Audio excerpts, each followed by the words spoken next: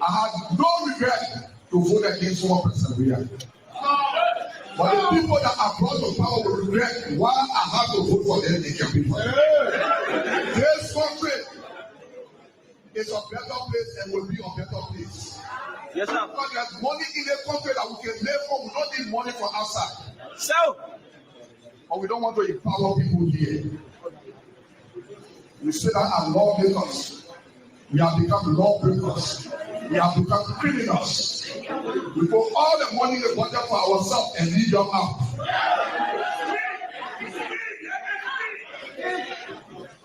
I want to challenge some of your lawmakers. Some people say they want this senator.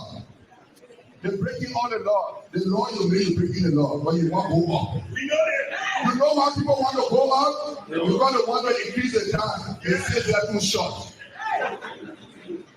You cannot be a cancer, then you want to run global. You cannot be a lawmaker that disrespecting the law that we made ourselves. Then you say you want this senator, then you waste your time. Nobody here can be for the government economy. But when we can be for it's not happening, it will never happen. The only thing they are there for, when last people go there, government keep and say, "Sanctify people." Young love and more say, "Give me 1% and 1 go in law." But they sit down over there in point their family because they need work. And the person that needs work and the person sanctify people say they want it. We implore our family because some people are happy. Because it is the time to be happy. It is nobody time when the country is not better. It is everybody time when the country is better. And we give this as a challenge to all of you people. 2029, we may be on the ballot for the presidency. Where we will come here. For sacrifice. The politicians are educated people. It's not about education. It's about how well you govern the people. They got people that got degrees, they know nothing. The only person with interest people that they can't achieve nothing from. Our marketeers will come to power.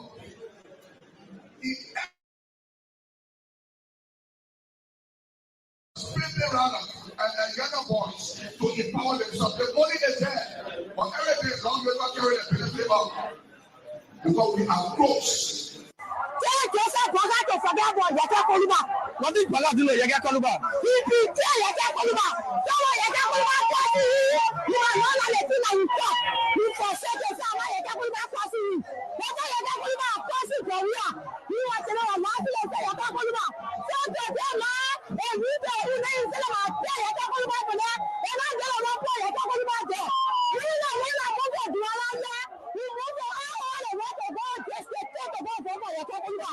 You go for Yaka. Yes. For who Bene? Because Yaka Kulman and the one that is talking to us.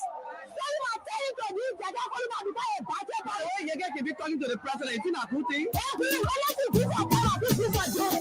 Yeah, the woman you be aba. Woman you be Yaka. One more freedom. Yeah, the woman you be oh, woman you be one more freedom.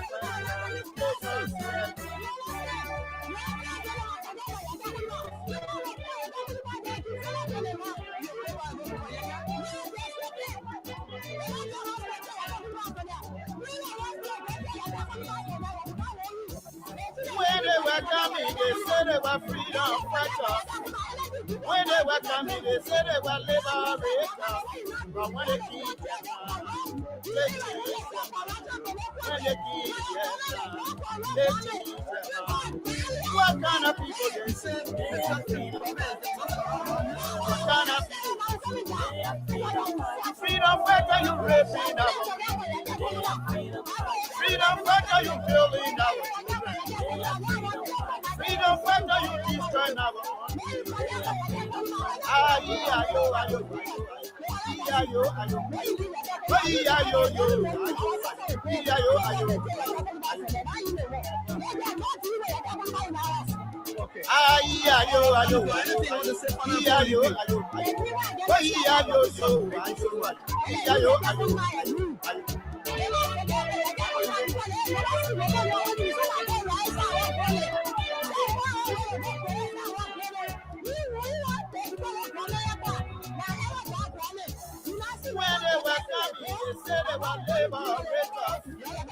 When they were coming, they said they were liberator.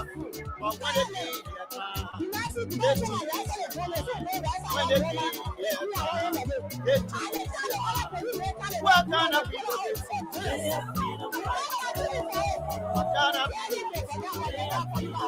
freedom fighter you raping our people? Freedom fighter you killing our children. Freedom fighter you destroying our country. Ayo, ayo, ayo, ayo. Ayo, ayo, ayo. Oh, ayo, yo, ayo, ayo. Kena wamanya beaba, wamanya benyagate, wamo freedom fighter. Kena seto. Kena wamanya benya, wamanya bea, wamo freedom fighter. Kena seto.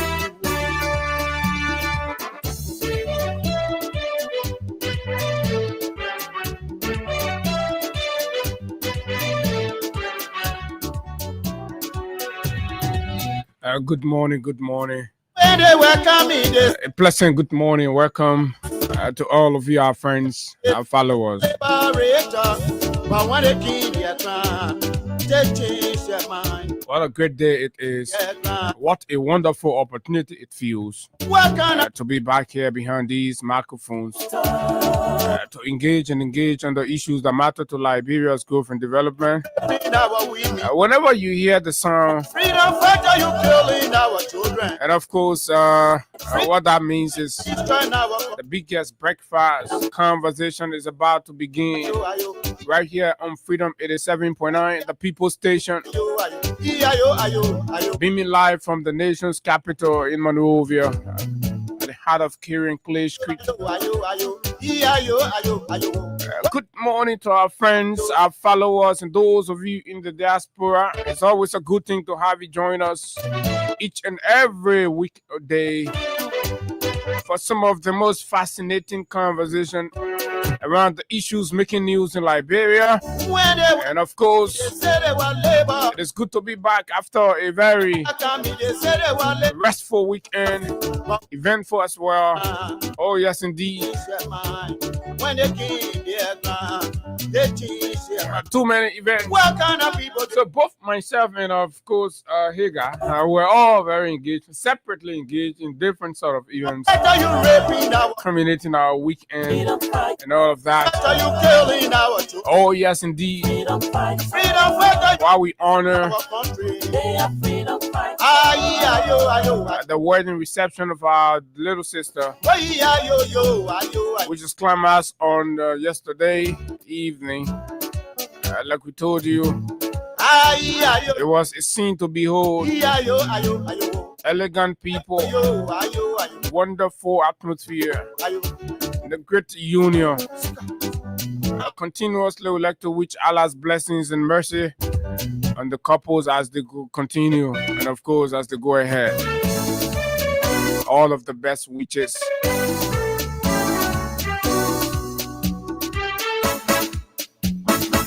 And of course, he got through his instrumentality after showing that the Big Brother house superstars were brought to Liberia to interact with fans and friends.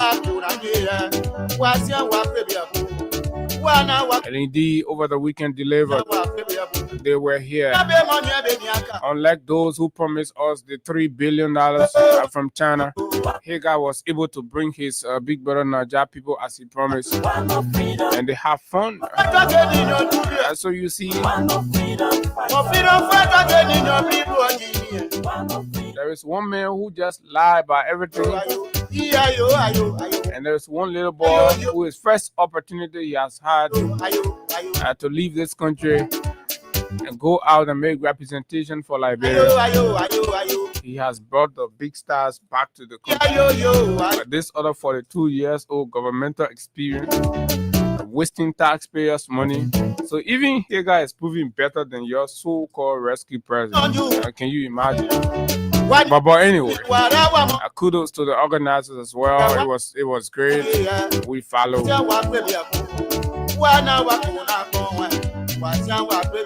Just that me, I'm not that kind of party man, so you don't normally see me at these kinds of events. But anyway, which way we were there in spirit, and it was great.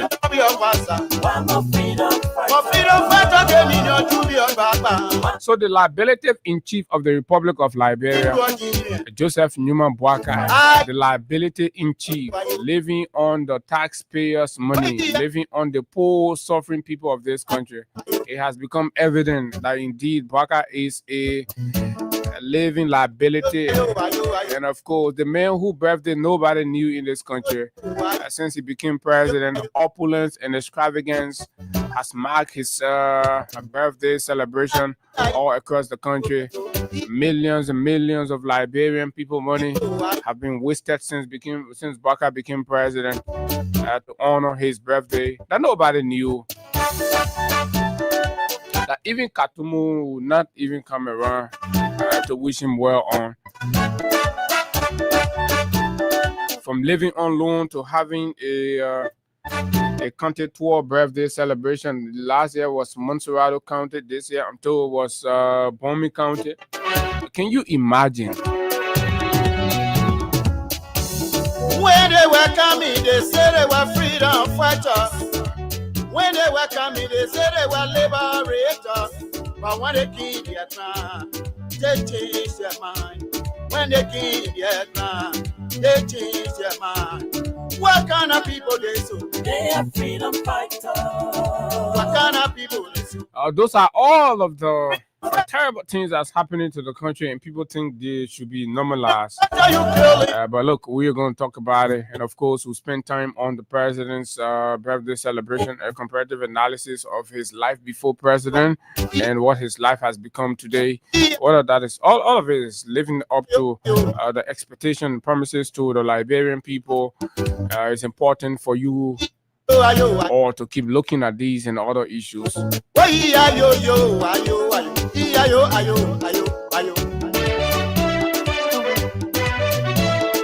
the executive mansion page was once more desecrated over the weekend.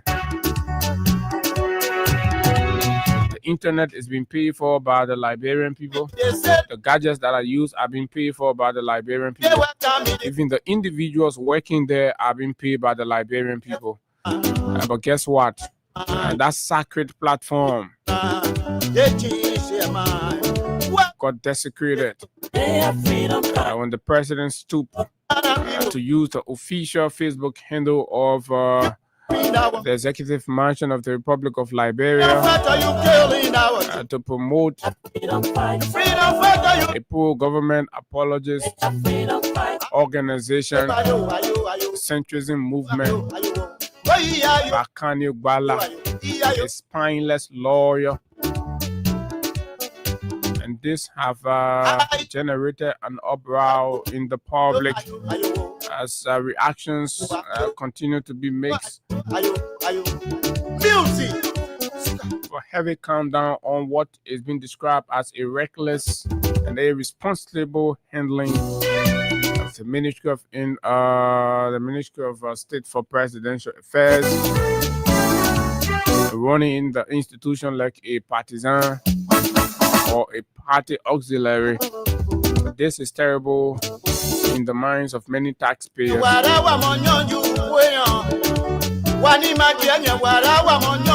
And on Saturday, of course, the Unity Party held different events across the counties. And from the look of things, Liberians actually rejected the Unity Party. The scenes were visually empty. The ones in Bon County were incomparable to the gathering called by the CMC political leader Musa Beleti. And all these plus other issues making the news right here on the big station Freedom 87.9. My name is Abu Sharif, and it's always a good thing to be here. Yes, together we're going to drive you straight up to 10 o'clock. Right here on the big station, talking talk. Fearless, bold, and pointed. We speak truth to power without fear nor favor. That's why we are the nation's number one.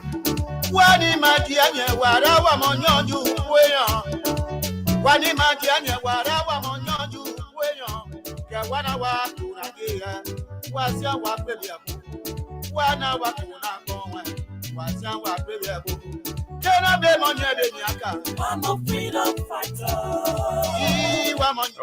so let's bring this one down quickly to run you over with some of the issues highlighted in few of Monrovia dailies on a fresh Monday right here. But just before we do, remember today is Monday, and of course we are still paying cash on *255 *1#.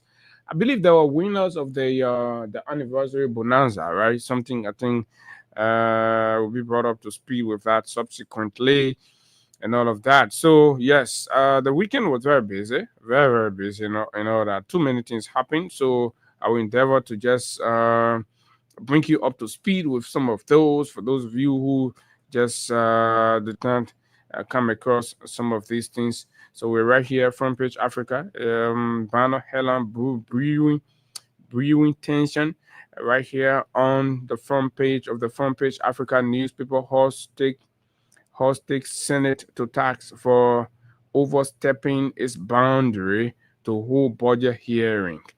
Okay, we've told you time without number that the country is not running normal. The country is running in. So they said, I think the Constitution.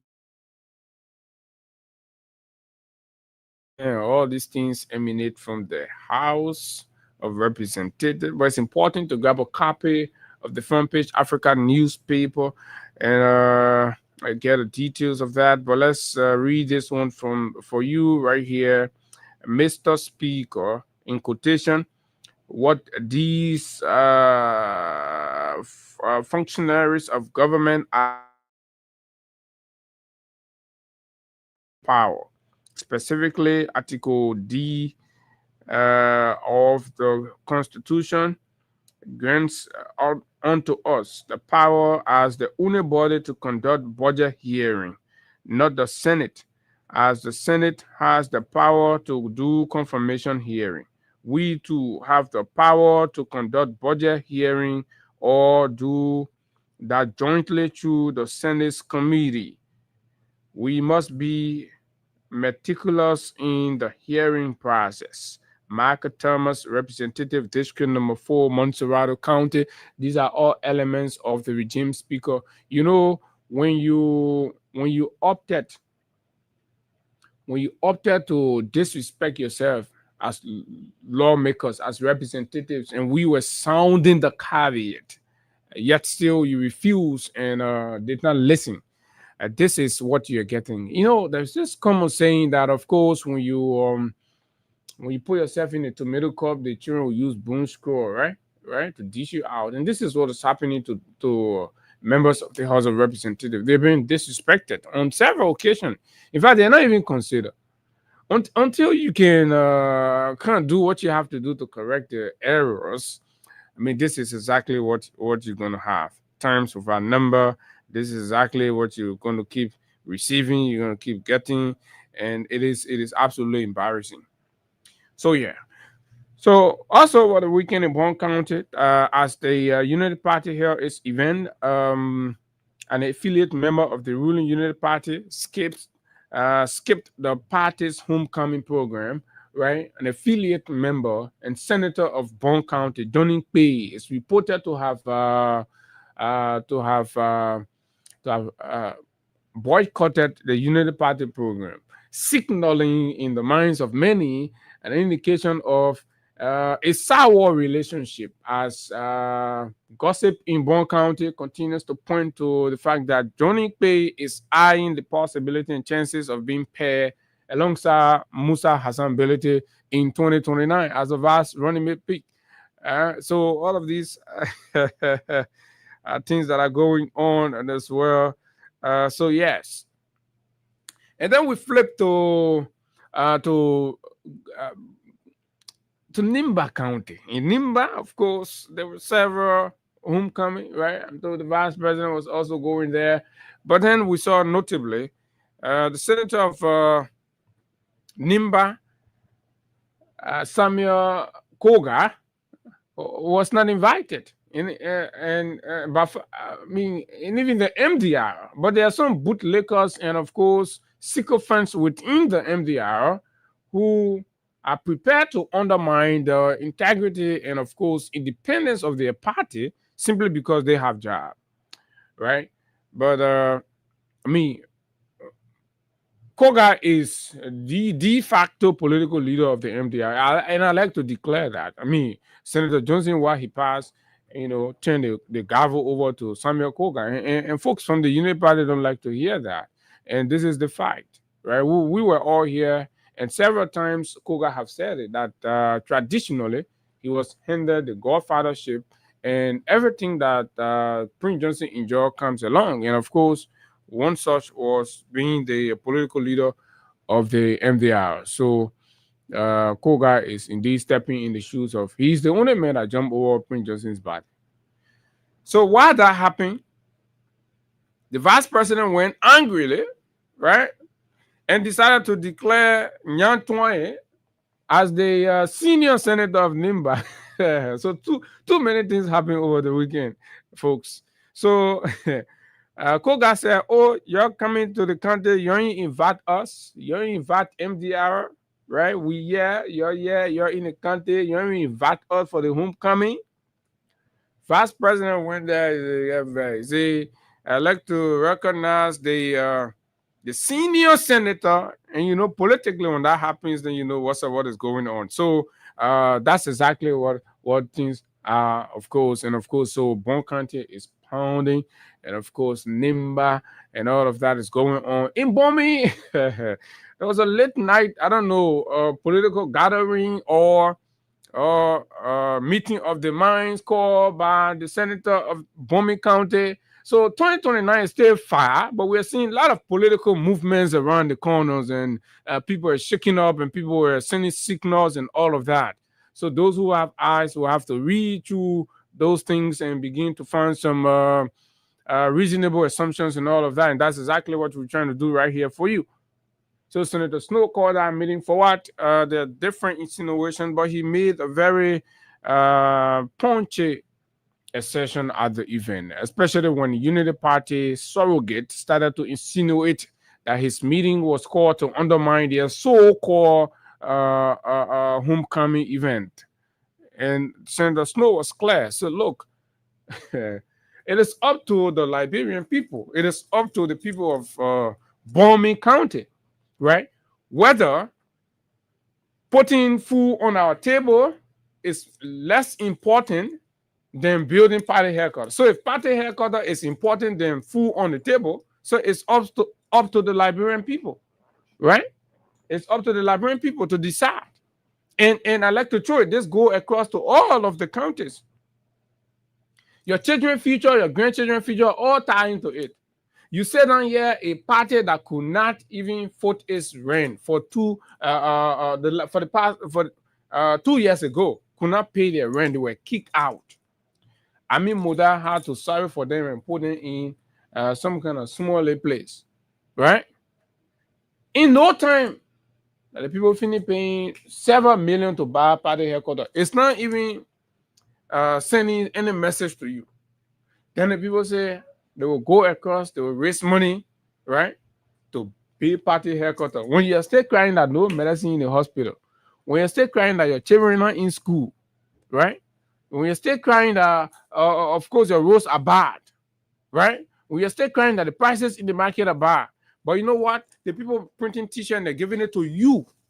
It is you that they are depending on to go out there and show the number and send the wrong signal to the world that you are satisfied with what the government is doing and you approve the government taking the country money to build party headquarters instead of providing macro loan for small businesses to grow and flourish, instead of providing opportunities for our them and our papi to get sustenance and livelihood and all of that. So I think Snow conversation was very, very intrigued, right?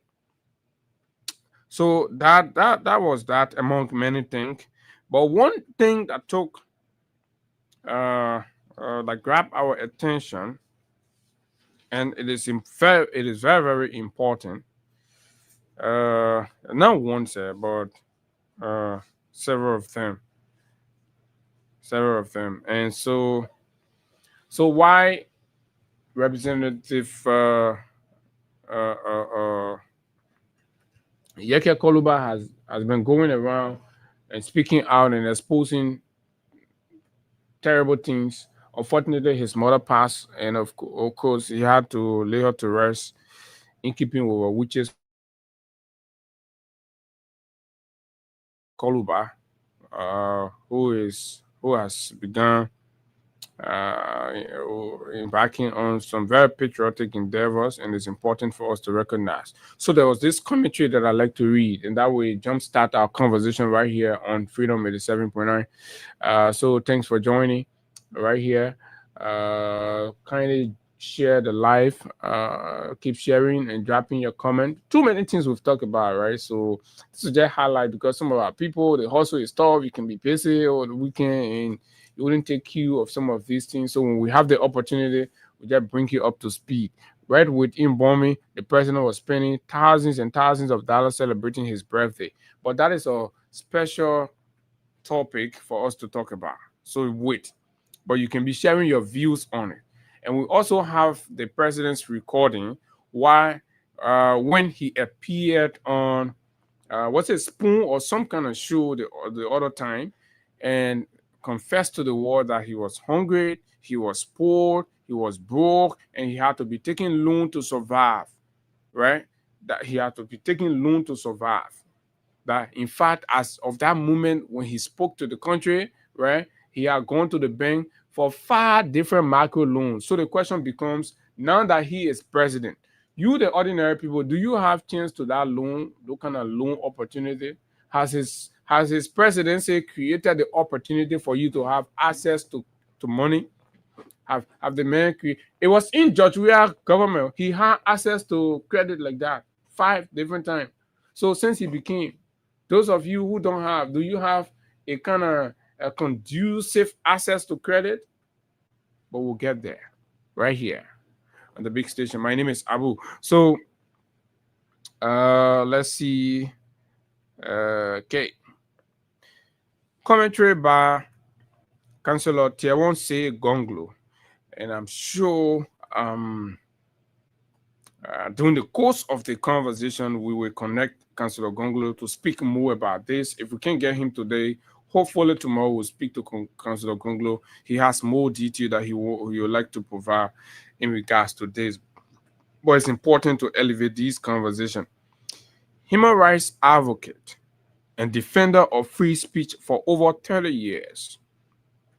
Liberia woke up to headlines that Speaker Richie Nangbe-Kun has apologized to journalists for threatening to order their arrest.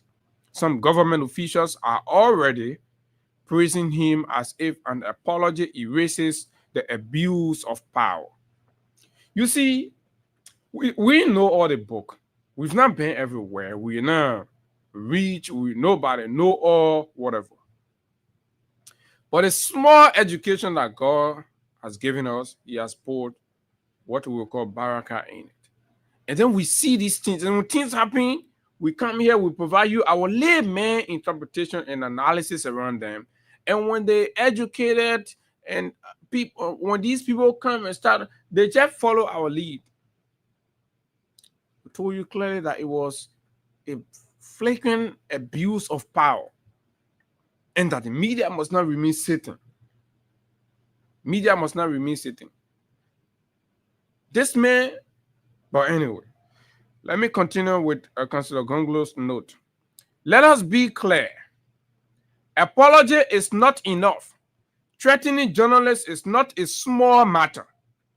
It is a constitutional violation, an unlawful act, and a dangerous step backward into a path that Liberia must never revisit. This is a lawyer talking. This is a lawyer's perspective.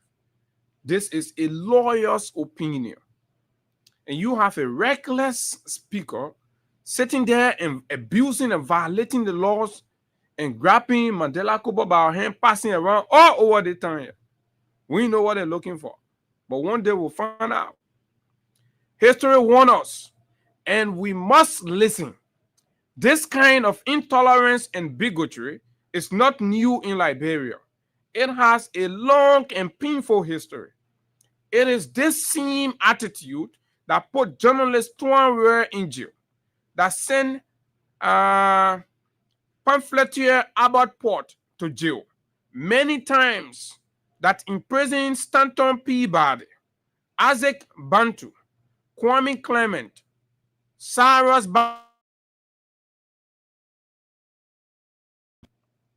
to the jailing, beating, silencing, and sometimes killing of journalists, students, activists, labor union leaders, and opposition voices during Liberia's most repressive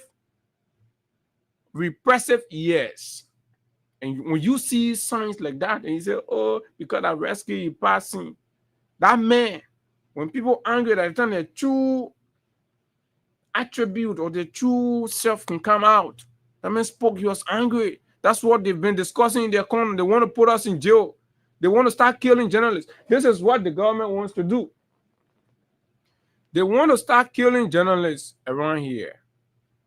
And probably other people won't say it, but we will say it, because you know why? Our head don't fit in anybody. And the more we say it, we scare them from trying to do that. And that's what we will say it. We'll say it directly. A misfit.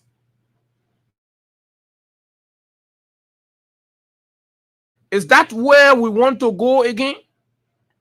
Threats are not harmless. Nowhere in the world threats are harmless. They are the first sign of tyranny. Tyrannical regime. These are tyrants. That's who they are, fellow Liberians. Every day they are manifesting the tyrannical nature. They're exemplifying it. They're beating women. They're beating pregnant women. They're beating motorcyclists. They're beating on journalists. They're threatening to kill them, send them to jail. When they send them to jail, they will instruct their people to sodomize them. Let me just tell you the thing. That's what they want to do. They say our mouth are sharp. So when they grab us, they'll put in jail. Then they will tell their people to sodomize us. This is a wicked government. The government is wicked. And you all need to know that. And through the speaker, they communicated that they will be arresting journalists and putting them in jail.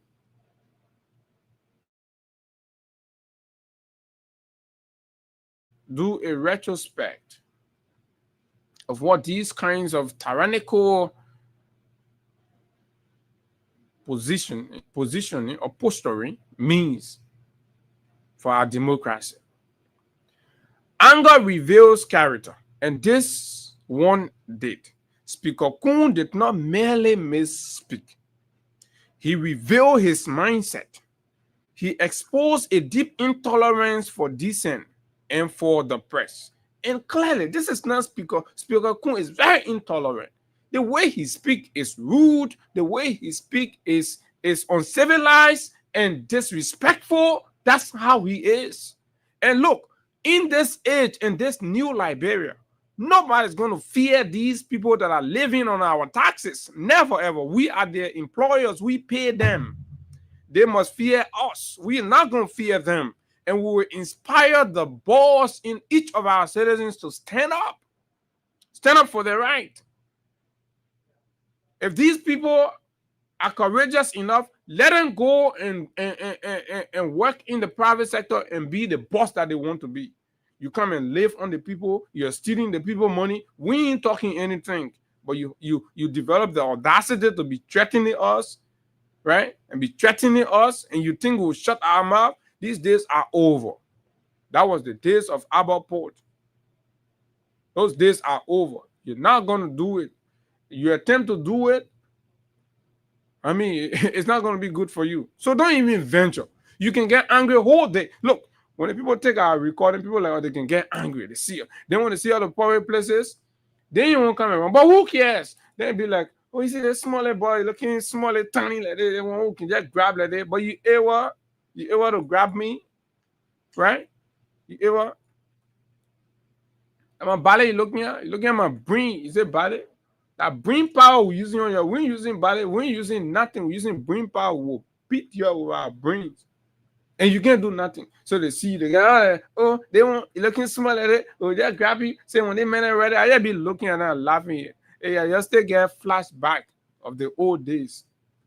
The day we see the clear indication that Liberia has gone back there, which is gradually on the path, right? We will leave the country. We will certainly leave the country. Because we cannot exist in the tyranny.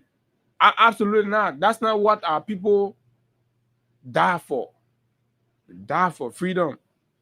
And no government must elect to suppress or deny that freedom. Nobody whatsoever. Even the populace in George Weah could not.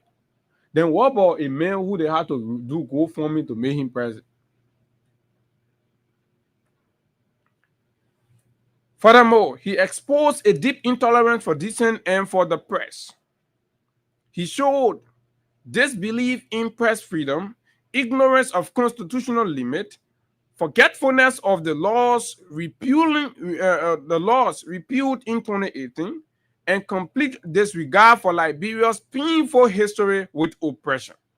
Now, and now with him, plenty of them that can be getting very. You don't even know, say too many things have happened in this country that allow us, that give us the leverage to confront bad leadership, hence head on and deal with it. Y'all be like, oh, it wasn't. Y'all go read the Abdullah Kamara Act of 2018. Y'all think we scared? We got legal backing. We got our paper in our hand. Our ratio, war will go to the court. Y'all ain't want to go to the court now. Y'all don't pull. We'll put you in jail. You think that Satu Tanya? The Lord has spoken, and he violated it. Kun violated the law. Councillor Gonglo intimated. Speaker Kun swore an oath to uphold the Constitution. His threat violated that oath. Article 15C of the Constitution, there shall be no limitation on the public right to be informed about the government and its functionaries. How can journalists inform the public when the speaker threatened to arrest them? The Kamara Act of 2018, this law abolished criminal speech offenses. It strengthened press freedom. Oh, yeah. Oh, yeah. Okay. Joy. All right. The men can be getting fat. They in the cake and getting fat. They in the car. But I let our CDC men can give it to the, yeah, you're going to raise debate. You're coming big for copy. Then you can't raise debate in the car. People suffering. You can't say, it's not a party thing we're looking at here. Looking at the country, he said he coming rescue. You all will rescue by force, by fire. By his conduct, the speaker violated both constitutional and statutory guarantees. That is dishonorable conduct from the head of the House of Representatives. Tantamount, I'm adding that, tantamount to his removal. But they are not going to remove him because the executive likes the man there. The man's a regime speaker. He's a regime puppet. They put him everywhere anyhow. But look at him. They don't even take him seriously. The government doesn't even take Kun seriously. Right? Apology without commitment is empty. If the speaker truly regrets his action, he must, 1, publicly commit never to threaten journalists again. I'm my own there. What I think he should do before we accept the apology. But let me finish reading Gonglo first. 2, respect the constitutional rights of all Liberians. 3, uphold the dignity of his office. 4, read and understand Article 15C. 5, study the Abdullah Kamara law. This is demeaning. This is absolutely demeaning. 6, demonstrate a conduct worthy of the Speaker of the Honorable House. So there is a consensus that his conduct had not in conformity with the honorability of the office of the Speaker. So you see that, folks. You see that we don't make these things up. We just provide the analysis and the eye opener, and that's it. So it's like everything is going on, but everybody knows that indeed this man attitude, his attitude is demeaning or are not in conformity with the office. So this is unacceptable, right? So, and I like to add 7, Kun should do an apology and pass to all the radio stations and drop a copy to each of them apologizing to us. He must do an apology, or I will not accept that thing he did.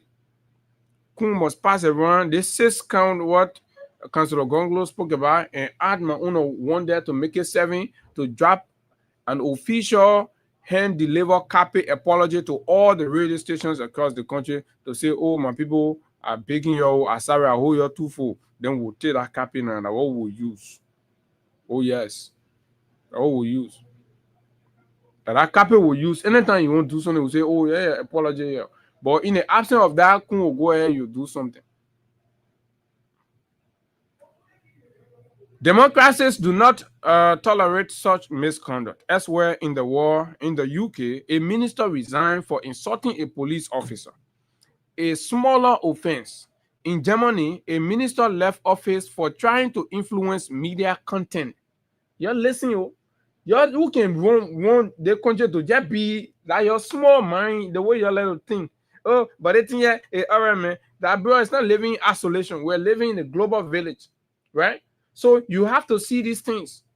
Now, a minister, let me start. In the UK, the United Kingdom, big country now, a minister resigned for insulting a police officer. Yeah, they can cause a police officer, then man, their part, they tell their children to waste water on the police officer, then I can be money to their house, right? Their children will be causing the police officer, nothing will come from inside.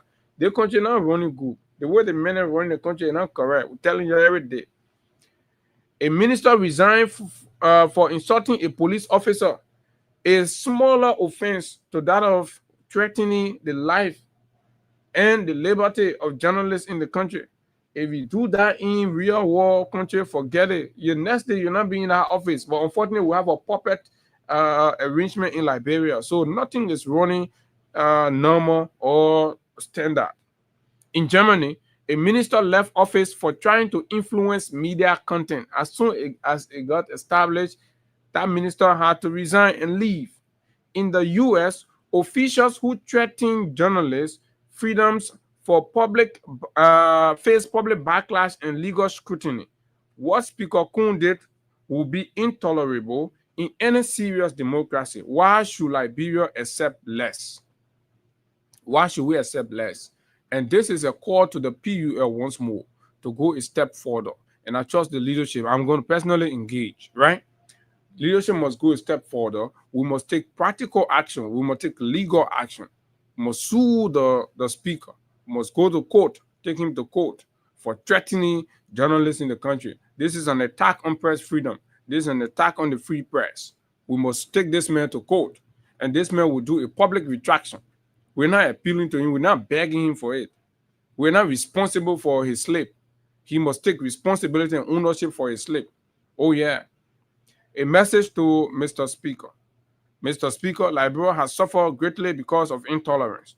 We buried those old habits in 2018 when the legislature repealed the anti-speech and anti-press laws. Do not resurrect what Liberia destroyed. Heal the wound you created by committing to never threaten journalists again. The House you lead is called Honorable House of Representatives. Your behavior must reflect it. Yeah. You can really read it in here, but not small insult buried inside a note here.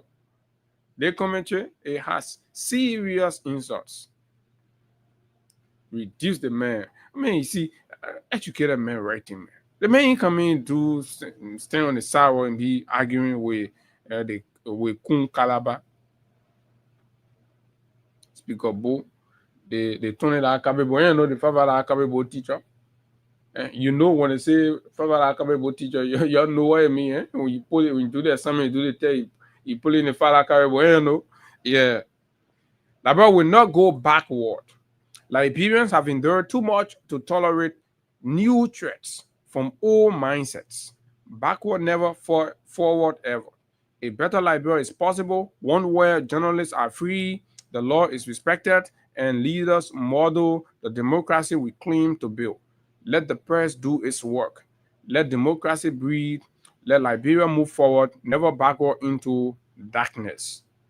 and this must be the core of every well-meaning Liberian, because it is unacceptable. And on the flip side of things, former education minister also wrote a very incisive note in regards to what we see around here, particularly in the wake of the government's celebration of the quote-unquote centrism movement led by how you call it? Folks, our job is to just relate the things to you, and that's what we are doing, right? Now, George Wendell says, and I'm going to read, the battle for Liberia's future will be won with ideas, not threats and guns. Okay, I think this one was in with Kun threat. Over the past week, friends and family have been whispering to me, George, write small. People are discussing your post. There is unease in some quarters about the things I write. The truth are raised, the questions are asked. But this classroom is where we confront those truths. Not with anger, not with threat, but with clarity and courage. Today's lesson is this. The battle for Liberia's future will be won with ideas, not threats and guns. And that lesson led me to write the piece below. It is not an attack. It is not politics. It is an honest reflection on who we are, what we survive, and the kind of thinking we need to move forward. So, class is in session. Let's read, let's reflect, and let's go, folks. And George Wendell is a great writer. The battle for Liberia's future will be won with ideas, not threats and guns. Over the past week, friends and families have warned me about gossip in some quarters and unease about what I write. They tell me quietly, George, write small. People are discussing you. They caution me to dim my voice, to screen my thoughts, to soften my truth. But how can I? I was shaped by a country that nearly lost itself to silence, fear, and flattery. I have seen what happens when citizens swallow their truth to please power. Corruption grows, injustice hardens, and the country drifts into darkness. Whether Liberia can ever change without another fight. Beneath that question lies a dangerous fantasy that violence is a shortcut to justice. But I have lived long enough and seen enough to know that every time Liberians choose guns, we buried more than bodies. We buried personalities. That is why, for the Liberia I want, I will not take up arms. I will take up my mind and the modern tools that make the mind unstoppable. When Charles MacArthur Taylor, supported by many Liberians, invaded the country on December 24, 1989, it came after years of exclusion, injustice, and suffocating intolerance. He believed guns were the only language the leaders of that era could understand. What followed was a tragic manipulation of factions. The NPFL, IMPFL, Ulimo J, Ulimo K, Le Model, an alphabet of armed groups, each claiming to liberate Liberia, each carving the nation into fear and fragments. Every faction insisted their guns will save us. Instead, those guns delivered a 14-year nightmare. More than 250,000 lives lost, towns emptied, infrastructure pulverized, institutions destroyed, and a generation's human potential violently interrupted. 3 decades later, the aftershock still rattle us. We still debate a war and economic crimes code. We still carry trauma in our bones. Many of the men who led those factions are growing old, dying, or already in prison, with nothing meaningful to show for the wreckage they unleash. So, yes, I understand why violence tempts people when a young graduate sits idly, why families suffocate under rising prices, when justice feels selective, when systems fail again and again, anger becomes easy, and in a country with our history, anger can become dangerous. But drastic does not have to mean destructive. That the most radical act in today's Liberia is to change the country without tearing it apart. Guns can intimidate, but they cannot negotiate reforms, build institutions, or create opportunity. They cannot teach a child to read, code an app, map a coastal line, monitor a rainforest, or save a newborn's life. Guns are yesterday's tool for yesterday's battles. Today, the most powerful revolutions are carried not by militias, but by minds, not by commanders in fatigues, but by thinkers with laptops, smartphones, and ideas. The algorithm is more disruptive than any guerrilla unit. Digital transparency is more powerful than fear.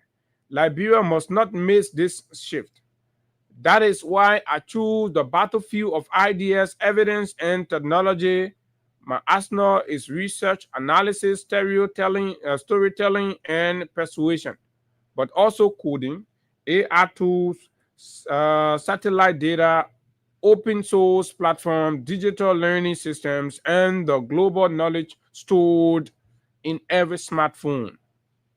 A young biologist in Zweju can turn the Sapo National Park into her laboratory, collecting wildlife data on her phone, mapping species with GPS, and feeding real-time findings into global conservation system with a smartphone signal. She becomes part of the world's scientific community. An environmental scientist in Monrovia can track coastal erosion from Cape Mount to Cape Palmas, flying a drone at dawn, pulling satellite images by noon, and warning communities before the sea swallow their homes. With a laptop and open source climate tools, she becomes Liberia's early warning system. Young people across Liberia can turn social media into a civic classroom using Facebook, TikTok, and X, not for trivial queries, but to fast-check leaders in real time, exposing injustices, organize cleanups, and push each other towards social change. With a phone in their hands, they become activists without borders. And with modern tools, ordinary Liberians are already shaping the country in ways no armed faction ever could. A market woman in Douala can receive mobile money payment and run her business without fear of theft. A teacher in Bomi can access training remotely. A student in Buchanan can practice math on her phone. A health worker in Harper can submit digital reports that save lives. A young innovator in Ganta can build a business from nothing but Wi-Fi and willpower. A civil servant in Monrovia can track public spending and expose inefficiencies at the click of a button. These are the quiet, everyday resolutions. No guns, no uniform, just intelligence, innovation, and resolve. And still, there are those who accuse me of being negative simply because I ask uncomfortable questions. For some, the easiest way to silence truth is to burn it as hostility. But centrism is not hatred. It is love refusing to lie. It is accountability refusing to sleep. Calling out what is broken is not anti-government. It is pro-Liberia, and that's what we are. But mind you, they try to pin us as anti-government. We are not. We are pro-Liberia. That's why we come here every day. We pinpoint what is wrong with the country and what is wrong with governance in the country. If honest reflection threatens those in power, the danger is not in the centrism. It is in the kind of power that cannot tolerate truth. I criticize because I want this country to rise, not because I want it to crumble. My writing is not anti-government. It is anti-decay, anti-injustice, anti-poverty, anti-forgetfulness, anti-silence. I write because I love this country too deeply to pretend. I write because war saved me long before politics knew my name. I write because Liberia deserves voices that refuse to bow. If truth seeks a government, then it is not my words that are dangerous. It is the weakness of the foundation they stand on. What a piece this is. The Liberia I want will be built not by men with guns, but by citizens with ideas and devices.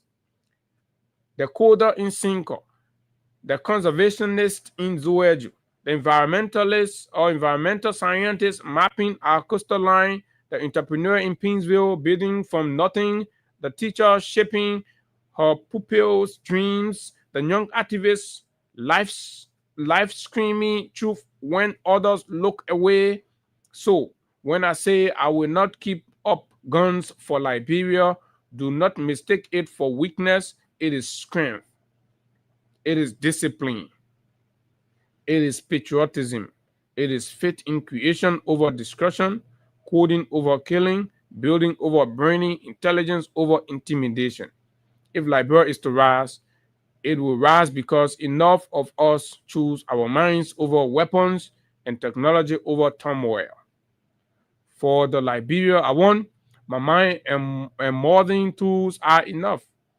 And if enough Liberians make that same choice, our collective intelligence will ignite a revolution far more powerful and far more lasting than any war ever fought with guns. What a piece. Former Education Minister George Weiner, let me hear your thought, fellow Liberians. Unfortunately, we have a country today where when you speak out, you're speaking even for the very people that are affected, you're the one branded as hateful. You're the one branded as anti-government. And your rights and privileges gets denied. You're no longer welcome in public spaces. You're being tailed by plainclothes NSA agents. Your safety and the safety of your family are all in jeopardy. That is the Liberia we have. Government is so intolerant. People in government are so intolerant. They are so very, very, very, very intolerant to a point where they are shaking by the truth we tell, by the exposure we make, and the advocacies we lead. Because you know why? The foundation of the government is on deceit and lies. So when these lies begin to get exposed, right, they do not blame themselves. They shift the blame to those of us who have stooped above the fray and refused the temptation and standing up. So for those of you in the community this morning, for those of you on public transportation, you deserve better. We know the country has got more to give you better. And that's what we have said. We will not settle for the less. We will not. We will keep pushing. You can call us rude. You can call us whatever you want to call us, but our voices will not dim. We'll keep standing up. Who cannot see all of the contradictions around us? The contradictions are crystal clear. People are using partisanship to shield the excesses of the government. And we've said no. No to that. It has been 2 years since. You look around and tell me, what can you point to as a tangible transformation in your life? in the life of your family, in the life of your community? Which of your child have become better than who they were 2 years ago? Which of your child have begun showing the prospect of growth and transformation 2 years later? These are the foundation of our criticism. These are the foundation of our radical position. We're not just speaking because we hate people in power. We've got many friends. Some of them don't even invite us for their events because they feel our voices are critical. We don't have problem. We can get isolated for as long as we want. But for as long as we have the space to speak out, we'll speak out. And that's what we are doing. If you like, you appreciate. If you like, you don't.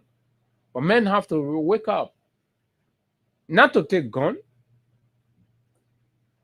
but to be courageous and use their God-given intelligence to fight this battle. The battle we have on our hands is an academic and intellectual warfare. You have the tools, you have the power, like George Werner said. Just this phone is enough to fight your battle. You see why they hate me so much? Just this phone. Anybody that know me, this is my phone. All of us, that's what we use. They screenshot all of our things and send it. So just by writing right on our handles is enough to get our message to where we want to. You too can do the same. Where you are sitting now, you are crushing rock. I was listening to a documentary from Front Page Africa, and I like to play it. Wait a minute. Let me play this.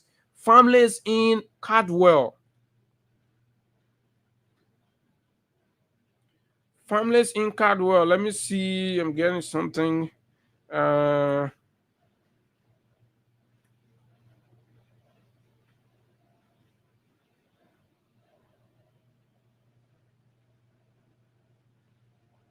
So I'm getting a report that the chairman of the asset recovery team, which will try to verify, have ordered or instructed the arrest of Philibert Brown. And the simple reason we are getting is that because Philibert wrote an article warning him against attempting to arrest the former First Lady of the Republic of Liberia. So you see where we are going to? Intimidation of the press and arrest. So we'll follow that. That's breaking, right? I thought to just let you know this is where we are going. That's what they want to do.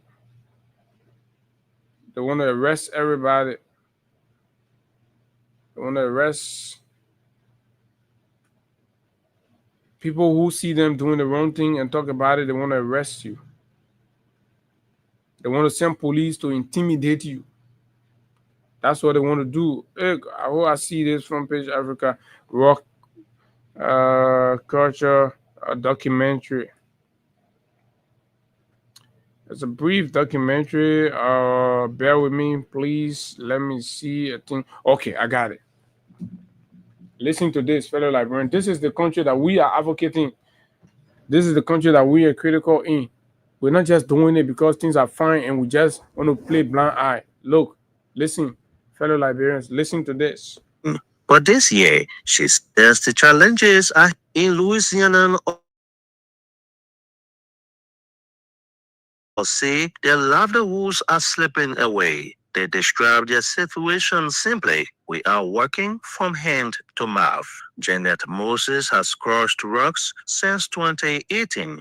But this year, she says the challenges are heavier than the stones themselves. A 25-kilogram bag sells for just $200 Liberian, sometimes as low as $150. After labor, transport, and time, many earn less than what they invest. With unemployment widespread, entire families turn to stone crushing just to survive. Children often help as parents struggle to choose between school fees and daily meals. We are praying that during the dry season, people building houses will buy our racks so our poors can borrow. For mothers like Sarah McCordy and Cynthia Richard. Do you hear what Liberians are depending on? Is this the Liberia that you wish for? These are Liberians. It's a video. Unfortunately, I can't get it on the screen for you. Right? These are Liberians. And this is the country that we are advocating in. And you're calling us hateful. You're calling us, we don't like the government. The government don't like Liberians. The government don't like the people. The people are crying every day. The president is spending millions and millions of dollars on useless travels. And you don't want us to talk about that. We should leave that. Oh yes, because Bouaka is president, we should leave everything. Why people are suffering. Basic social services cannot be provided. What kind of government is that? And we should all dim our voices. Eh? You're settling for mediocrity. Look at that. These are the plights. These are the issues. New narrative had to go somewhere where was it Crusoe or somewhere, right? Where the only medical facility had gone down. Some partner had to go in there to renovate that.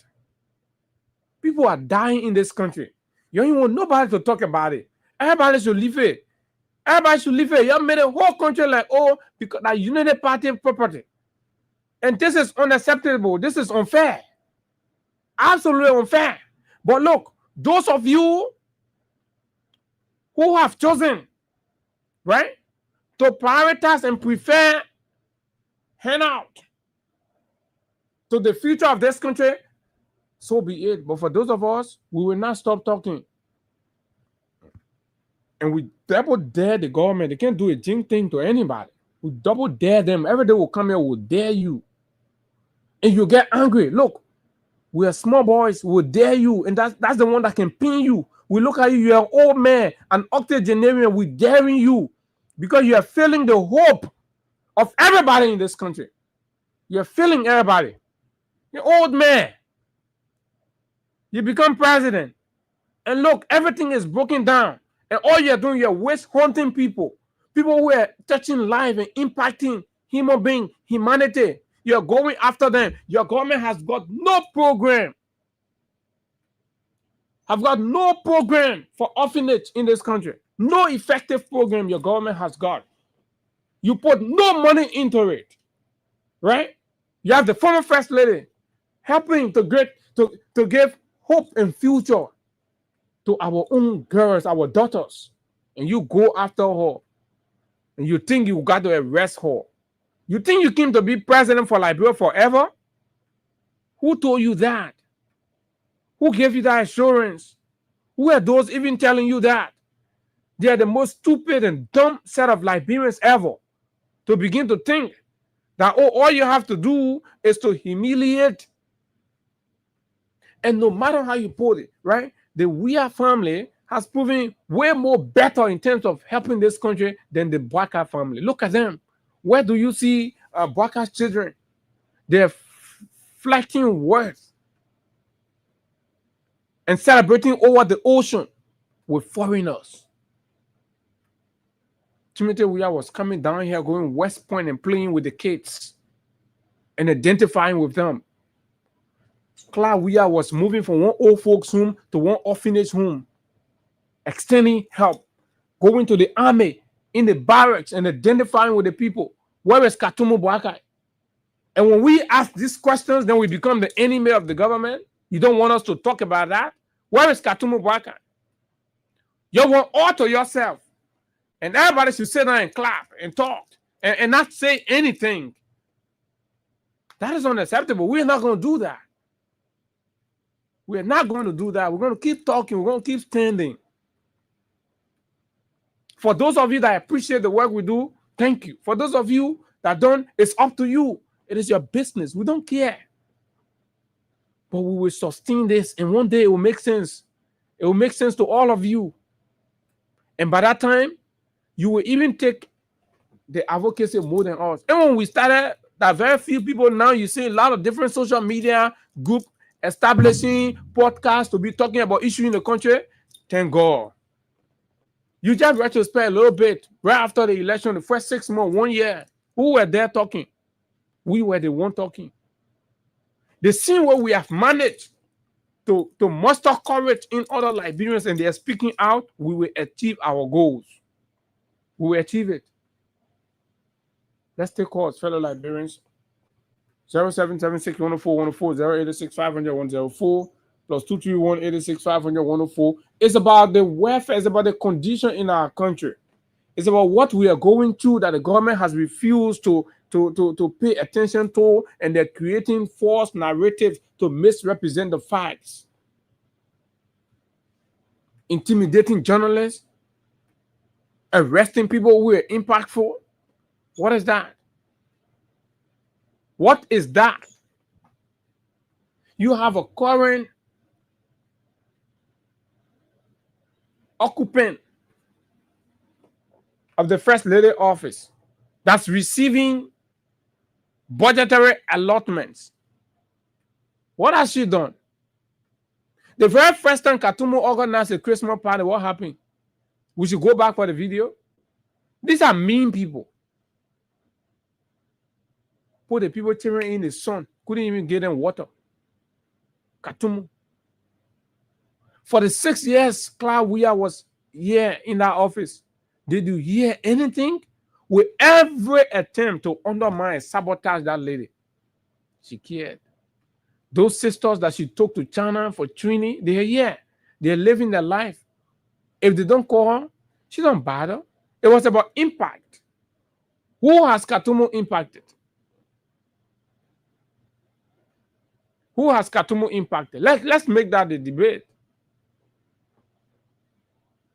Other people suffer, you come, you won't take their sweat. What kind of woman are you?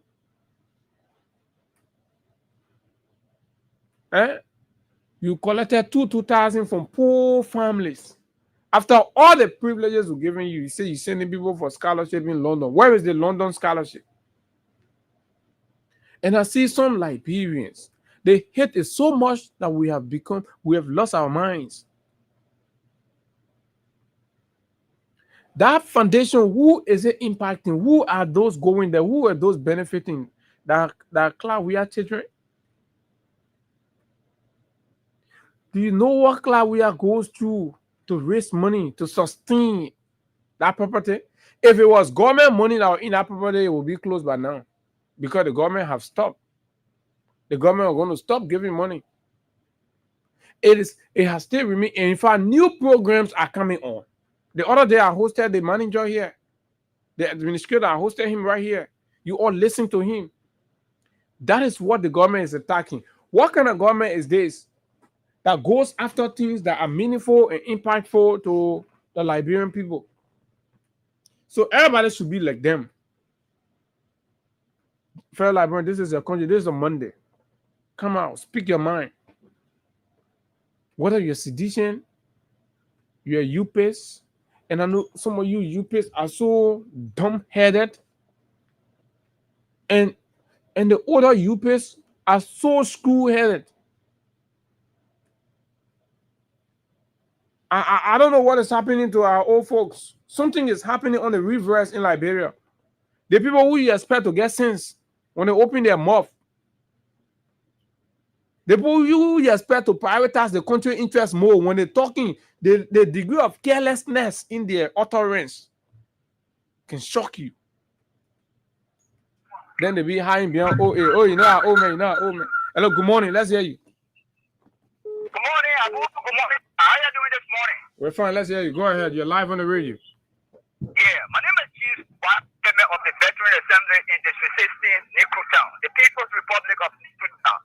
Thank you guys this morning. You have said it all. You see the disgrace he's talking about?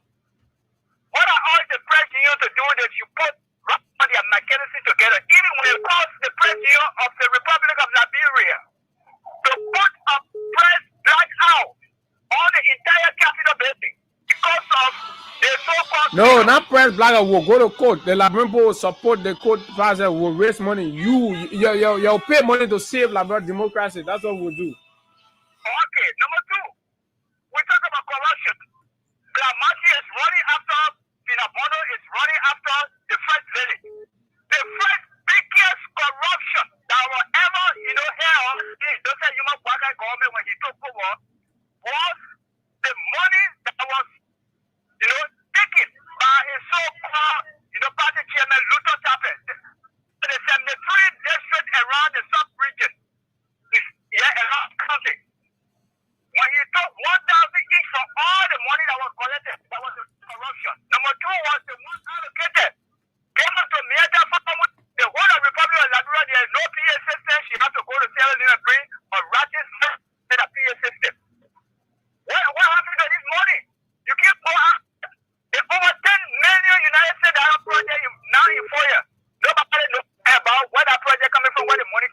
All right. Thank you very much. Good morning. Yeah, good morning, Abu. And good morning to the Freedom Friday Morning. family. I'm Otis Barkley. I do join you from Tusafi Road, Canada. You see, my issue has been joined to the most protected speaker since the Republic of Liberia, who is speaking out of ignorance, doing things out of ignorance.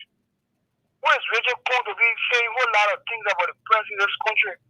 And some people just laugh about it and say, Richard Coon said sorry. We don't want to talk about sorry for Richard Coon.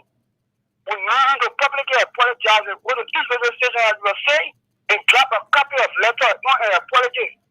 Who is Richard Coon to come give himself the press, the fifth essay of the country? But I want to say thank you to you guys. Yeah, you are very electing your mind because we're not having people that feel effort, God things effort in Liberia, but now the Unity Party puppets that give great us. I see a whole lot of things. On the contrary. Thank you very much. Good morning. Good morning, Abu. Morning, sir. President Pastor Emmanuel Chikoba from District 11 precisely. Go ahead, Pastor. I commend you guys for your brilliant analysis in this generation. I've always said that, like you were saying just now, this country, the older people are not doing well for the younger people who should be the next group of leaders. They are very selfish and greedy and very wicked. I must be honest. If I have my own will in this country for about 60 years, they won't get a better job. You know why? We're sending the people's home. Because when you bring a retired, it's no vision. Yeah, go ahead. You're live. The Bible says that both fathers leave an inheritance for his children's children. All countries around the world are preparing for the next generation, the next group of leadership. And we have 64 to 65% of people population in this country. And you guys are very brilliant in this generation. But sadly that the government comes to power, don't want to empower the youth, don't want to empower the generation. Next, it's very sad. God bless you.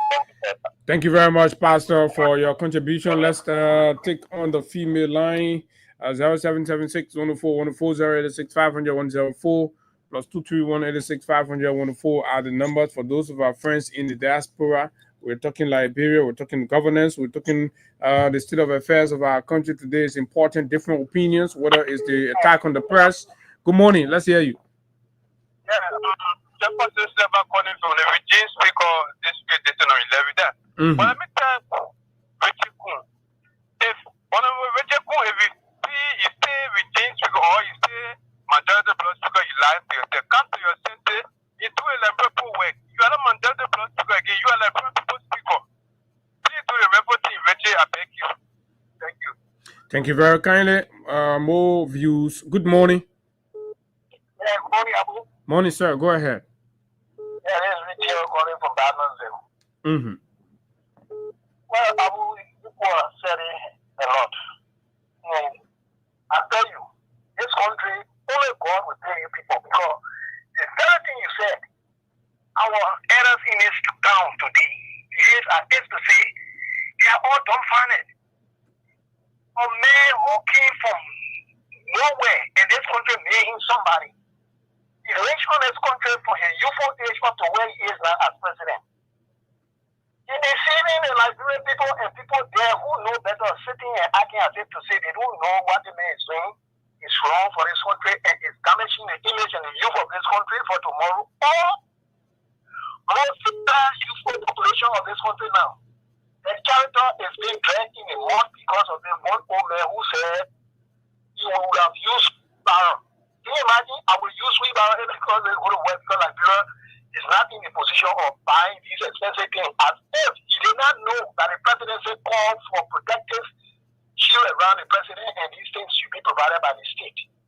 Today he has bought the biggest ever, most expensive protective shield around him. Who are his aides? Who looking for him? Who wanting to say they want to go road bridge or kill or run behind? See the kind of luxurious things this woman is doing. Woman is customizing his entire clothes. The shoes he wears, the socks, the coats he wears to the all customers. You know what it means? You know, the old man's wearing Rolex watches. Rolex. Yeah. Rolex watches. Just go and Google Rolex. You see the prices? Yeah.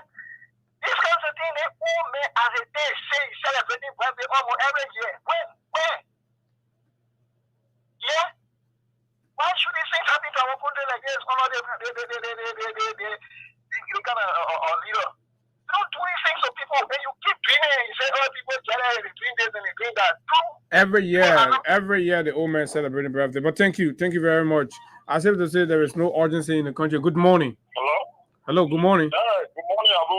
Morning, sir. Good morning to the Freedom family. I'm so blessed being through this morning. I am Popo Bobby calling from DC community. You're most welcome. Go ahead.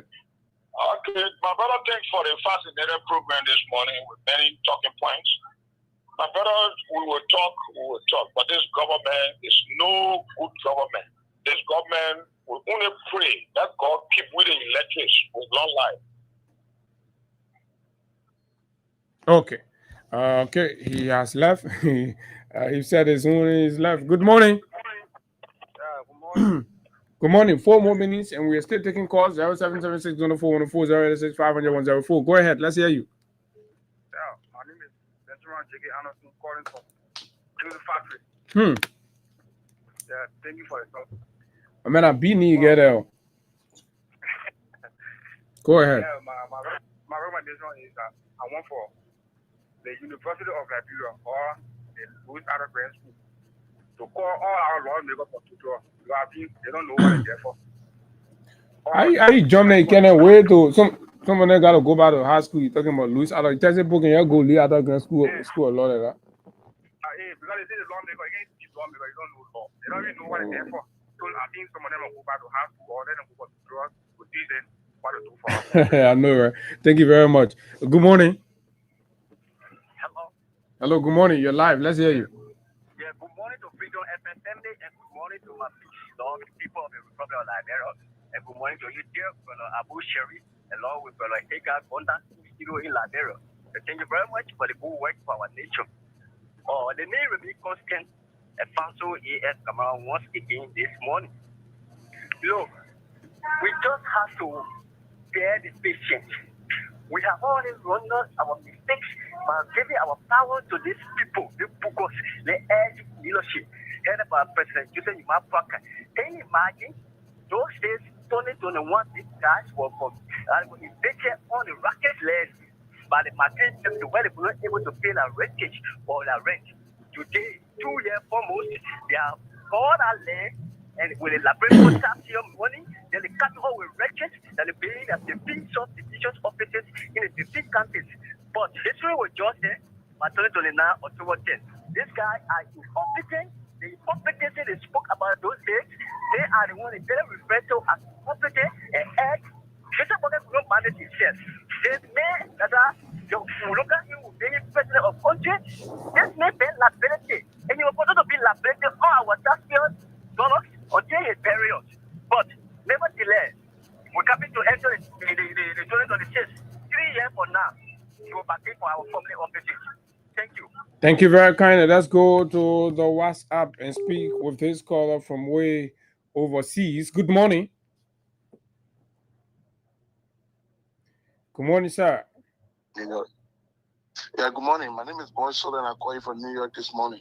Boy, go ahead from New York. Let's hear you, Chief. Yeah. Thank you for the show. I got a question. Let me ask you this question, my brother. Go ahead. Oh. The reason they women celebrating birthday, they may whole life, celebrate birthday in your life when mine PowerPoint. So he started living on the Liberia government. Now he got the opportunity to waste our money. That's why he's celebrating a birthday. And that's why you see him spending and wearing roller and all of those things. Those people never came to rescue. And you know what I'm saying? For me, I call them the resting government now. They're not rescue, they are resting. And you know what I'm saying? Mm-hmm. They get to enrich themselves, the building houses. Like they said, the other people were doing was wrong. Going after the former first lady. Are you serious? Is that why you're leading to now?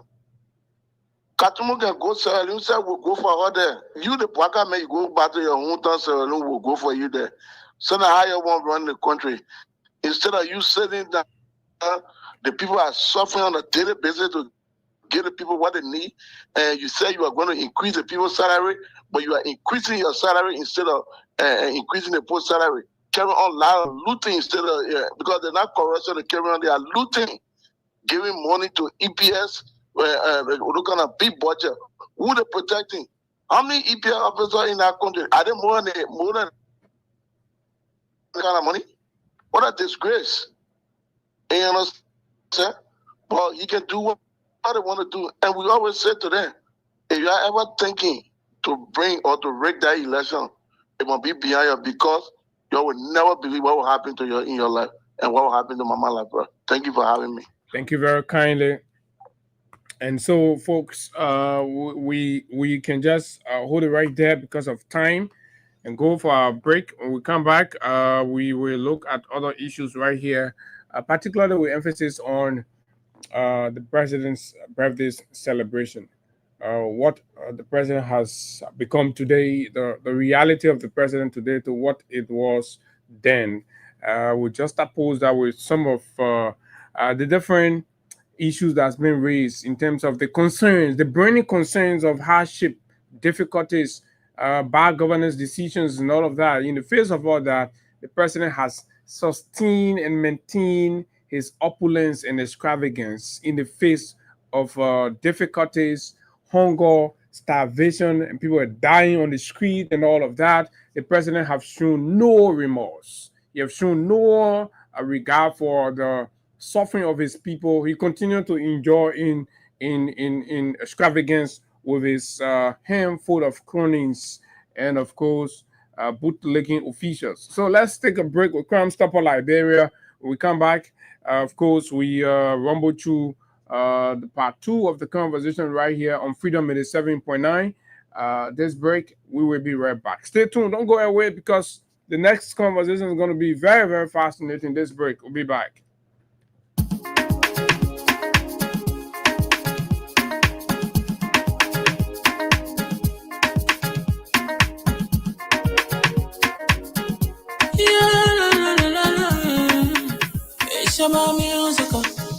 There are crimes in many places, in every community, you can see.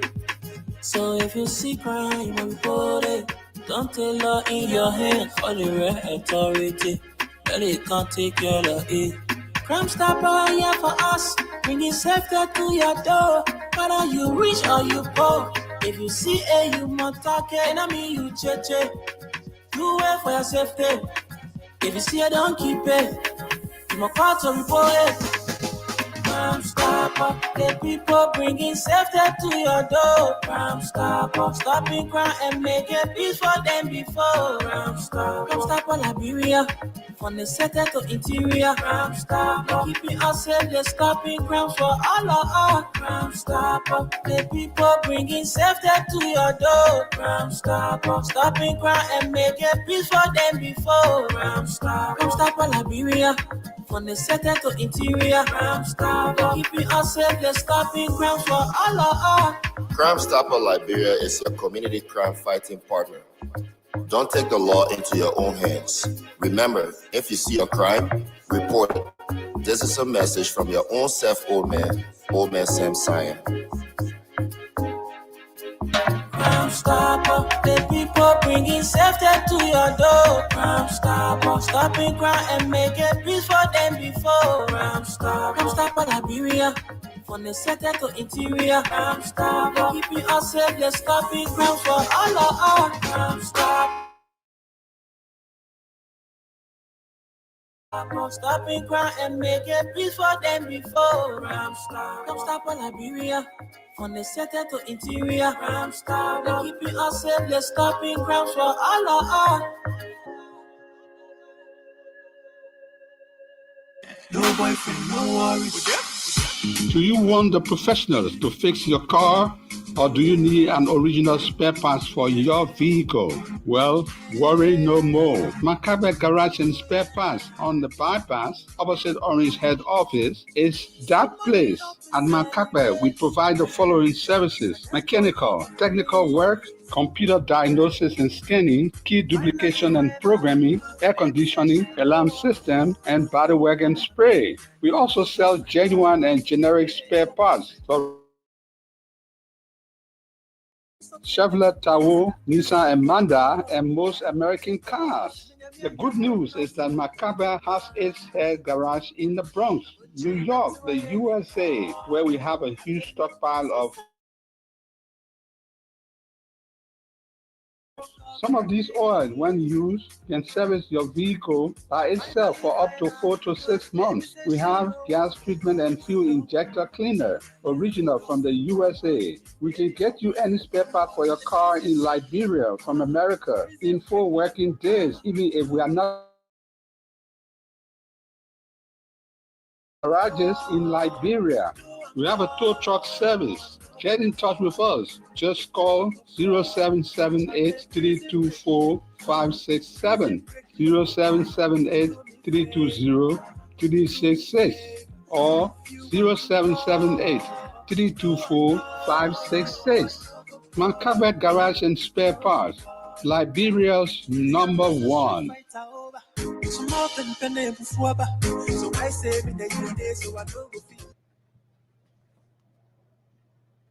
So the clearing of site for the construction of the regional university that is to benefit Liberia, Australia, and that of Guinea.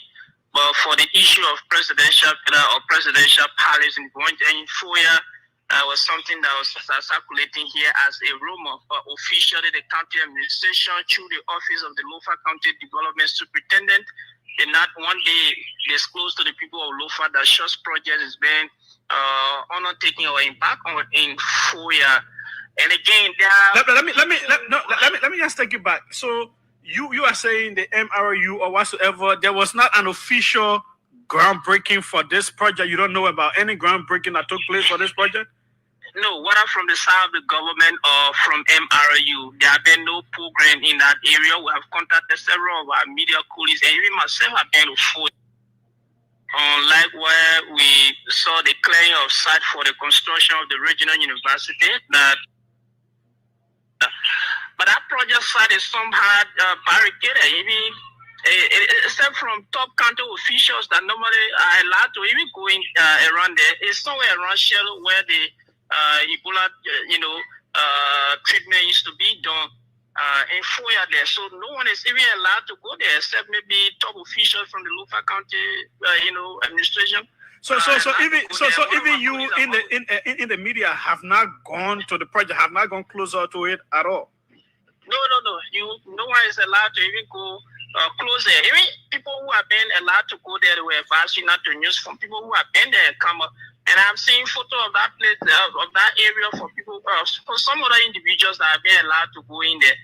So the project is actually speeding up. From that time to date, you see the level of, the level in which the project is.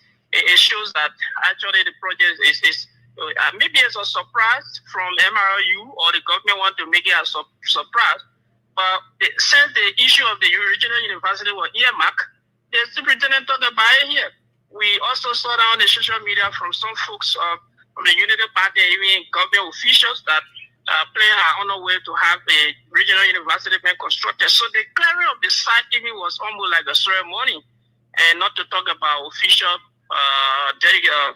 groundbreaking ceremony. But for the presidential palace or whatever, there have been no program. It is something that even the people in Foya not even allowed to go close there, ordinary citizens, except some other government officials that have been authorized to go in there and see. So there have been no program of shows, and even on several occasions, the superintendent have appeared on the radio to give status of ongoing projects from the government or even international partners. But at no point in time, the superintendent have made mention of such project in Foya. Wow, it is an elaborate.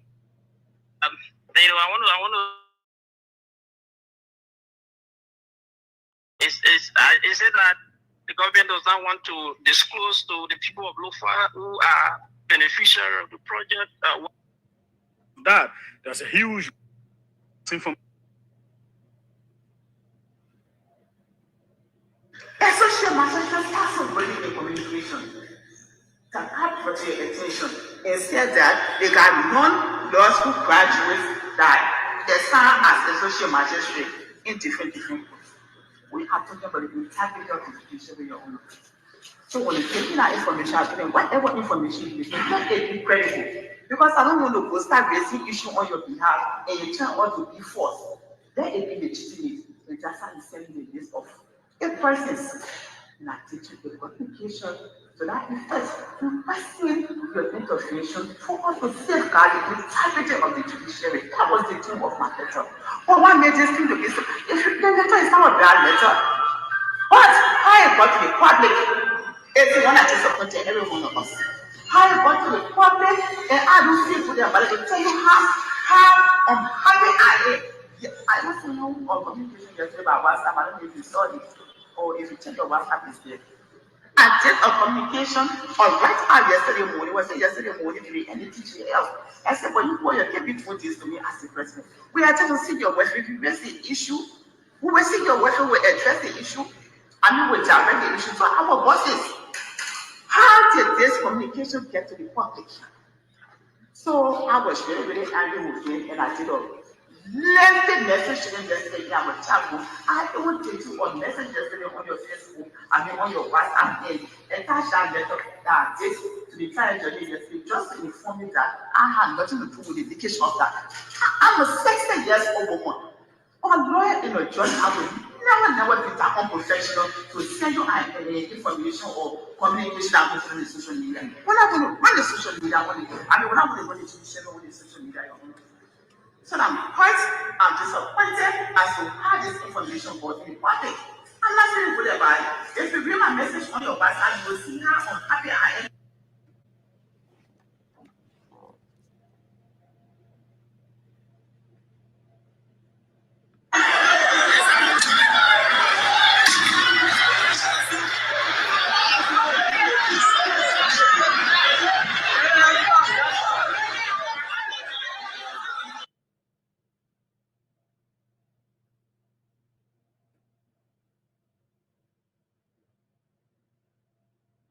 You will smell something soon. If you don't change, men who suffer with you in a down valley and the rest of it. You took all the lucrative jobs you are giving it to go from Wall Street. Will not pour set fire on you in the city here. I will clap for them. Don't use wisdom and allow people around you to mislead you. People who suffer with you in the daily water, you're forgetting about them. Ask President Weah. He did that mistake with real seditions that sacrifice. Then they join the opposition and fire back. You learn lesson. You already old. You can't. You fall down. Just wait. You forget the last time you freeze. Just wait. Don't use wisdom. Those that wait with you, those that struggle you all through the counties. Just wait. Just wait. I'm my advice, but just wait. They ain't praying. We'll get there. Thank you, Holy Spirit. Okay, folks, welcome back. And of course, this is the Freedom Money Rise and Freedom 87.9. Welcome to the final segment of the show right here. For those of you that are interested in our cash giveaway, stay on star 255 star 1 hash. Once we obtain the threshold for draws, we'll definitely do it. And of course, pay winners. But if we don't, the subsequent announcer will come and pick up from exactly where we've stopped right here on the big station. So I play these different clips on purpose. And the reason is simple. For you to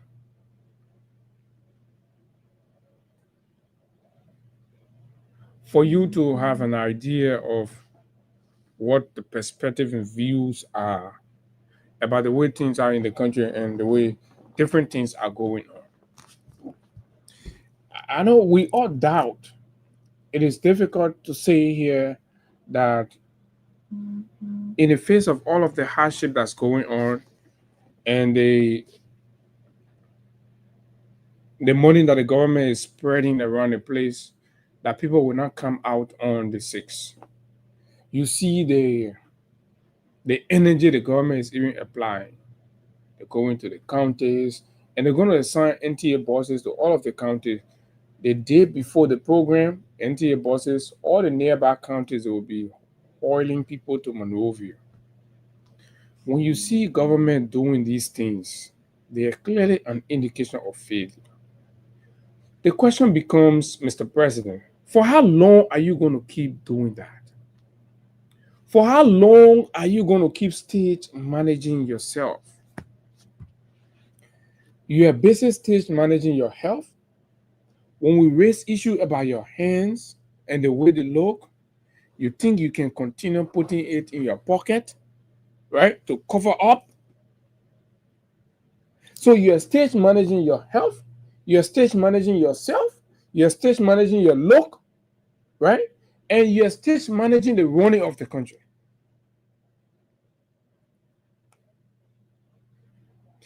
Clearly, if you show of your records and what you've achieved and the transformation you've made in the life of the people, needless to go across the county and start to mobilize people, say, come on and send bosses to bring people to Monrovia to come and fill the street.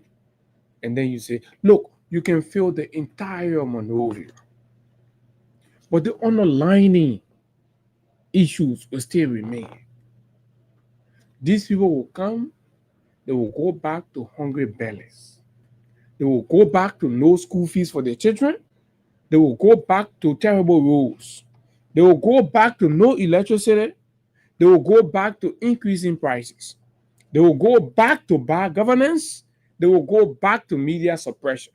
They will go back to mysterious death. They will go back to the news of increased gender-based violence in the country.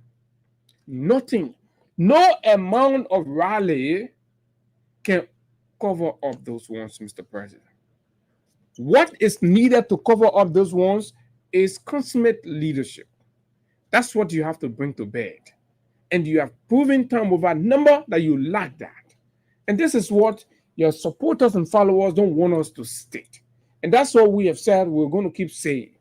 Mr. President, in the face of all of these hardships, in the face of all of these cries and complaints, Mr. President, you continue to throw out last party for you and your wife. Whenever you have your birthday, you'll be throwing BB parties around.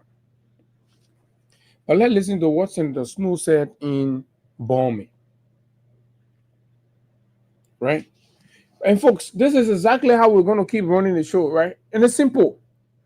As the government, we're not going to stick on one thing, then they're telling plenty of lies. So all the terrible things that are happening will try hard and be stuffing everybody so that you know that it is not just when we take one or two topics, it does not mean that only one or two issues in the country. There's several issues everywhere. Listen to this and what that should matter to you out there. The kind of signal you should be sending to the government. Listen to Senator Snow of Bombay and tell me where is the lie. Because we poured a crowd in Bombay yesterday, one man are looking for notice in one Australia which not coming in. The wrong faith was having meeting here to honor my related party program coming out with the party headquarters in the country. So having meeting with Sedition and there's going to related party citizens to honor my youth. You have to have the honor my youth program. You people who want to do what they put in one big party headquarters around business. between food on our table and party headquarters, we don't need rent. There's a party that couldn't pay their rent 2 years ago to keep them up. Then I'm feeling behind the bill party headquarters that wants to be flexible. But I have it because I was able to be in 2029. I saw how they don't pay more. Then I don't put town and they want more party headquarters or they want food on the table or they want the harmonization to restore the salaries. So this is the question. You don't put food on the people table yet. You don't get the people who have some job. You don't bring the NGOs back. You've not brought the yellow machines. You're not fixed the people road yet. And you understand? You've not built the capacity of the people children. You took them from a motorbike. You've not given them any alternative life skills. But you say they should come and join you for you to be party headquarters all across the country. Then the question becomes, what is your priority? Even those of you who will be cleaning and all of that, what is your priority? Mr. President, you are an octogenarian. According to you, you were celebrating your 81st birthday. Right? This country have done so much for you. In that age, you become president of this country, Mr. President, it's an opportunity to give back. It's an opportunity to give back to your grandchildren, your great-grandchildren. It's an opportunity to leave a legacy, to leave a footprint. Where is it? Every day you're giving speeches, and your speeches are not matching your actions. The things you say on the microphones, the realities are quite different. Mr. President, I don't know who's feeding you with those reports, but this is shameless and shameful and disgraceful on your part. You have to be aware of what is happening around you. You have to take time to find out. Even the very bombing you went in to celebrate your birthday, do you know how many of your citizens went to bed last night without food? Do you know how many of the children in bombing that are out of school? Do you know how many pregnant women went to the hospital and got denied medication? Some of them died giving birth. Are you not troubled by those alarming reports, Mr. President? You keep celebrating and throwing parties. And when we talk about it, your sycophants will say we shouldn't talk. What kind of president you wanted to be? A president that wanted to reclaim all of the missed opportunities? What were those missed opportunities? Opportunity to live large, opportunity to own condominiums, opportunity to use excessive power, repressive power. Was that the opportunity you talk about missing? Now you have the opportunity, Mr. President. What have you done?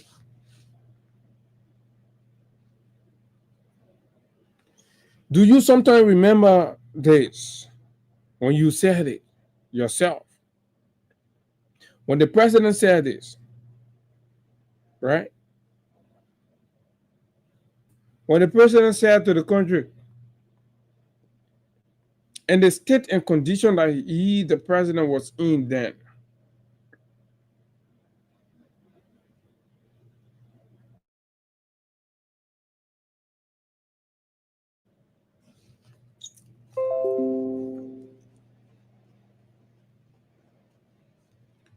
right? When the president was in opposition then,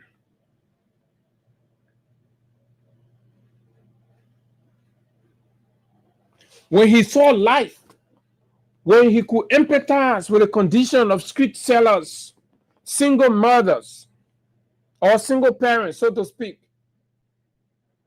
students that were dropping out of schools, girls that were leaving the classroom and settling for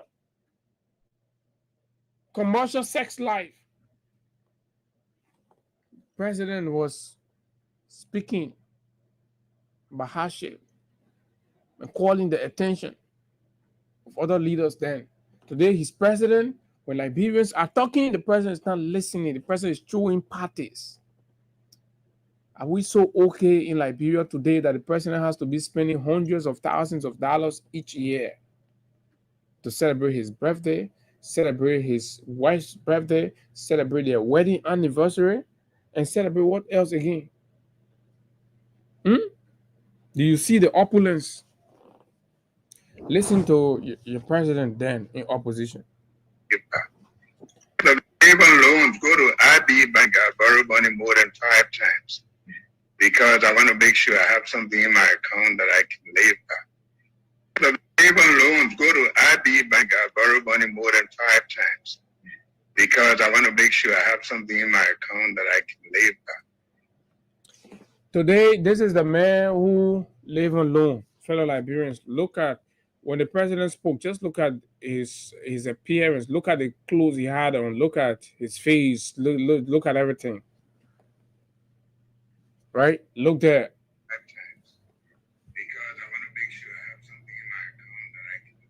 You see the shirt? Like a regular shirt. Just like what I'm wearing. That's the man. But that's the man throwing out hundreds of $1,000s birthday party, wearing branded clothing. And then that takes me to what? That takes me to a comment that I've been trending on the social media lately from this man, Dr. H. Boema Famule. And I find his comments very intriguing and very, very timely. At such a time where we have the government in power that his entire family stood with and campaigned for to bring here. And they're here. So then we have to ask them the fundamental question. Was this what you struggled for? Was this the government you struggled for?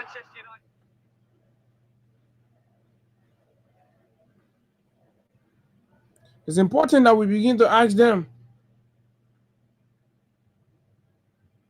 was this the government that you struggled for?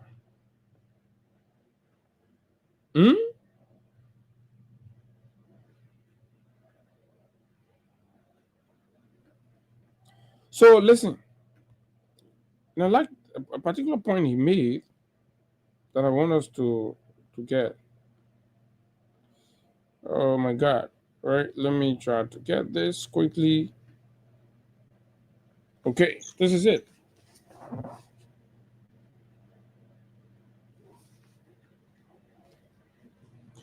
Let me try to get this. The internet is kind of playing crabby right here with me, folks.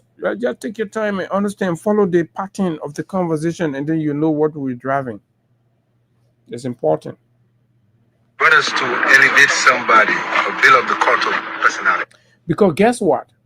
2023 was a struggle that a lot of you lent your support behind.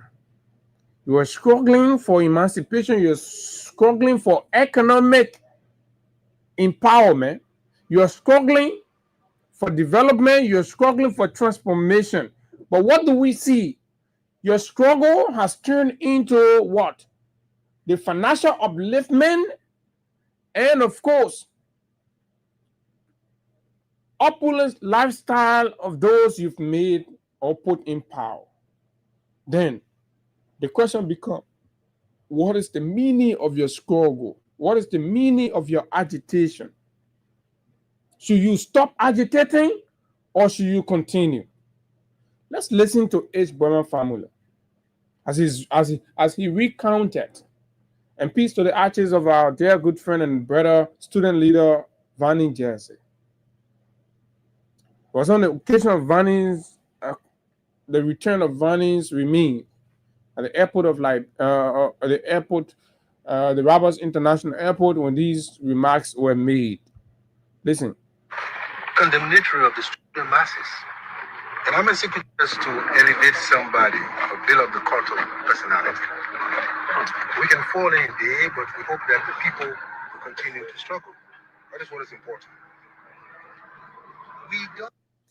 You hear? What is important is that the people should continue to struggle. Because struggles have got objectives. Struggles have got goals. When you struggle for a reason. You don't have to minimize the purpose of your struggle to accommodate the feelings of those misfits. You did not struggle for officials to come here and keep building mansions for themselves. Condemnatory of the student masses. And I'm a secretary listened keenly. And he said something which has stuck in my head. He said, you know something? Students don't change. Probably you have changed. He said, I get intelligence report from Liberia. The cars you ride, the clothes you wear, the life. Let me hold it there. So you're having this conversation with the comrades, and he recounted during the PRC era when they had traveled to Guinea-Conakry to meet Guinean President Ahmed Sékou Touré. And in the conversation, apparently the regime had laid some corn at the feet of the student when they continued the agitation and all of those and blah, blah, blah, and all of that. And he recounted vividly that Ahmed Sékou Touré, a Pan-Africanist, said to the leaders of the PRC that, look, students, and in this I will expand it to say strugglers, people who struggle for social justice, they don't change. Advocates don't change. Activists don't change. It is you in power that change. And Ahmed Sékou Touré asked them a simple question. Look at the cars you're riding. Look at the homes you're living. Look at your life. And let's bring it to today. When you all dance in the purple water for the general emancipation and social welfare of each and everybody. But today, what has happened? You have not changed, and they call you disenchanted you-pace. No, you're not disenchanted. But because your purpose was not met or has not been met, you are continuing your struggle. Your struggle was not personalized. For those who personalize the struggle and the fee is about we are, right? Those are pseudo activists, pseudo advocates. These are not people with balls. Some of those people are influenced by anti-democratic vices like tribalism, sectionalism, and these are not grounded bases to make revolutionary conclusions upon. Tribalism, sentimentalism, or anybody that you see going there. No, these are not rational people. Because these concepts defy logic. It is subjective. When you start to consider tribe, religion, and pride, it is subjective. Your reasoning becomes subjective. You're no longer objective. That's why a true revolutionary advocate has to think beyond.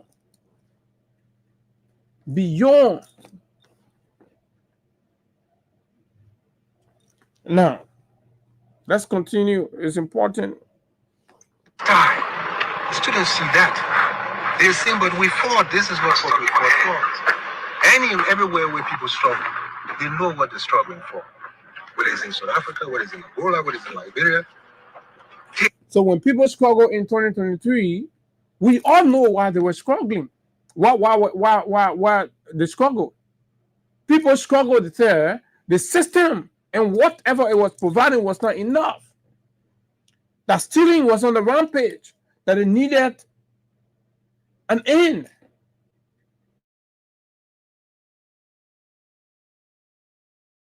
People struggled that it should stop. People did not struggle because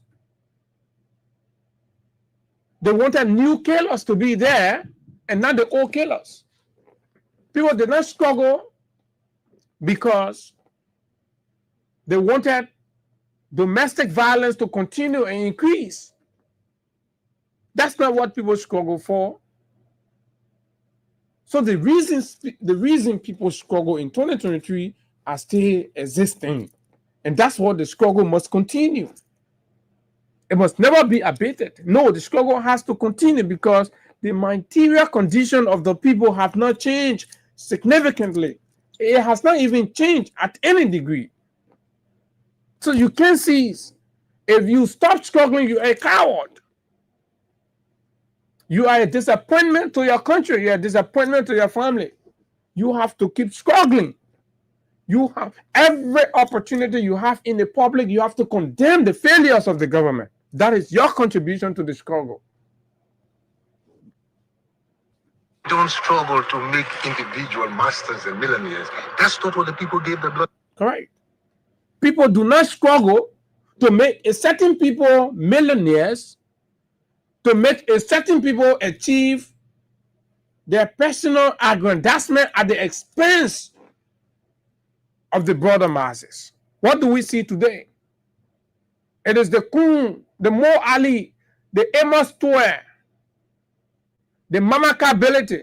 They are the one building mansions around here. That's not what people struggle to make them millionaires at the expense of the rest of us. The Katumu, the Tantan, they're having lavish birthday celebrations. Jojo Barker Jr. Was that why you struggle? Was that why you dance in the poo water? Was that your actual purpose?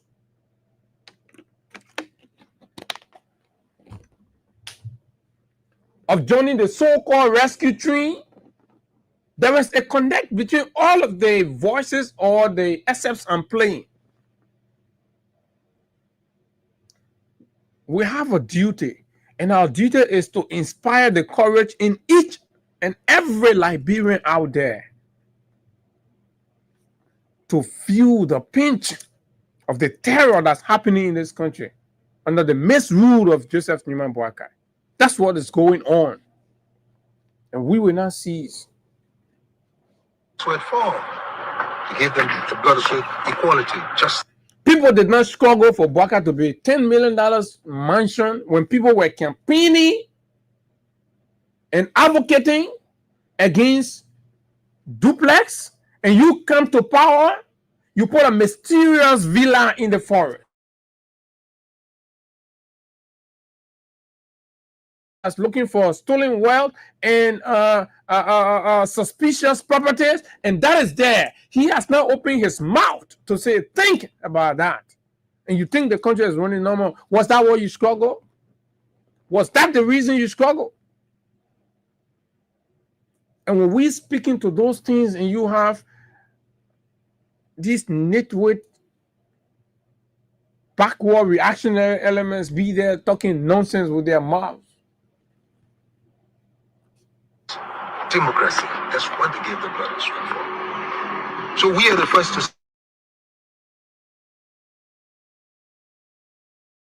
to and better democracy. But what do we see?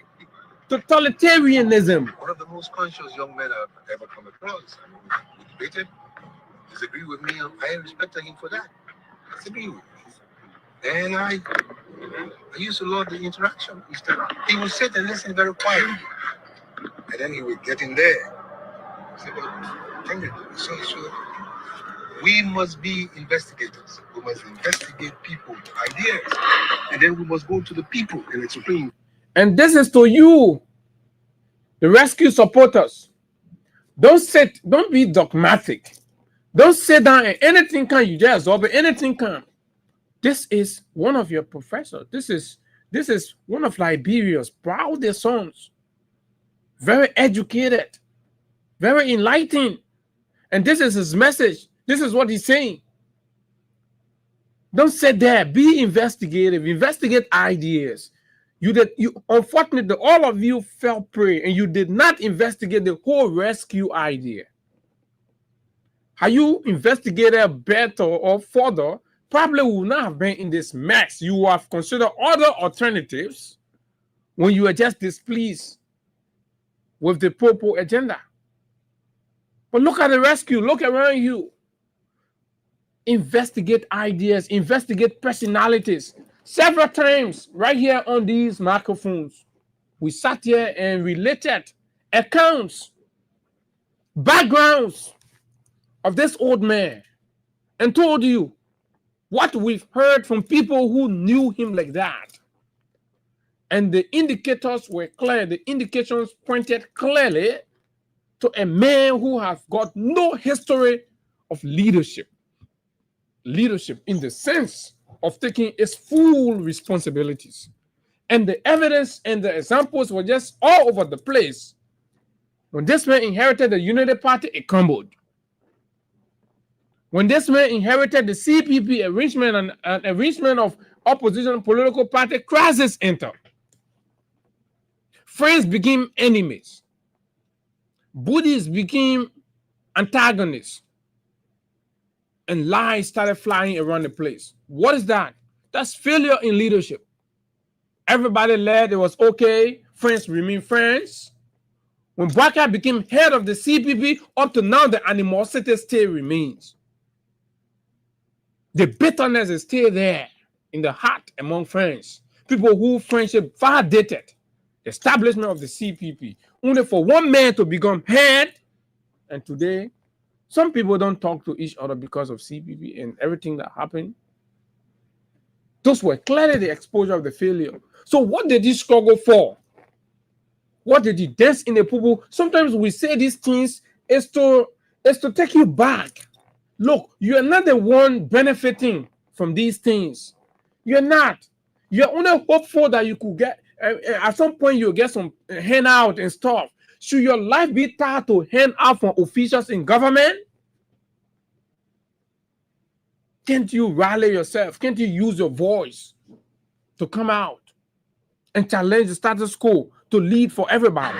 This is what is, at least this is what is happening to our people. But if we allow these misfits to spew rhetoric and confuse our... And this is it. So you don't want to accept the reality. You sit there and allow, in the words of Dr. Formula, these misfits, Daniel Sano, how you call the other guy? Pia, Kula Fofana, these misfits, bigots, to spew gibberish, political rhetorics, to deceive you. You sit there, while they are expanding their castle, they are building condominiums in secret. When a Liberian journalist exposed that these idiots in power uses the night hours to visit their construction site, all of them got angry and they launched a civil rights attack on this brother. Folks, where are we going? These are the issues. So listen to Bremen Formula, making analysis of Bremen Formula comment.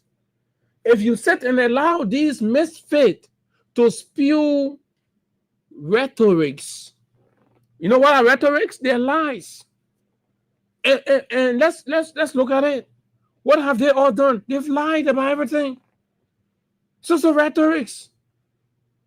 They tell you, oh, the country this, the country that, but the reality is quite shocking. And you make it to seem like it is a personal context between you and Mr. Weir. Mr. Weir's life has reached, right? And you make it to look like it's a contest between you and your fellow man simply because they're in CDC. You say that there's a bad leadership on our hands that's terrorizing everywhere. And everything is failing. You refuse to speak. And some of you are so very, very dogmatic and lazy to research, to ask, and investigate personalities and ideals. In the space of under 2 years, the number of removal and dismissals from government, what does that point to you? The corruption is overwhelming. These are the ones that we have to keep making laws. And all of the people who have stolen from this government, if they remove them, the whole government crash. In 2 years' time, you can imagine, and you're still sitting, you're not talking. You say, oh, it's okay.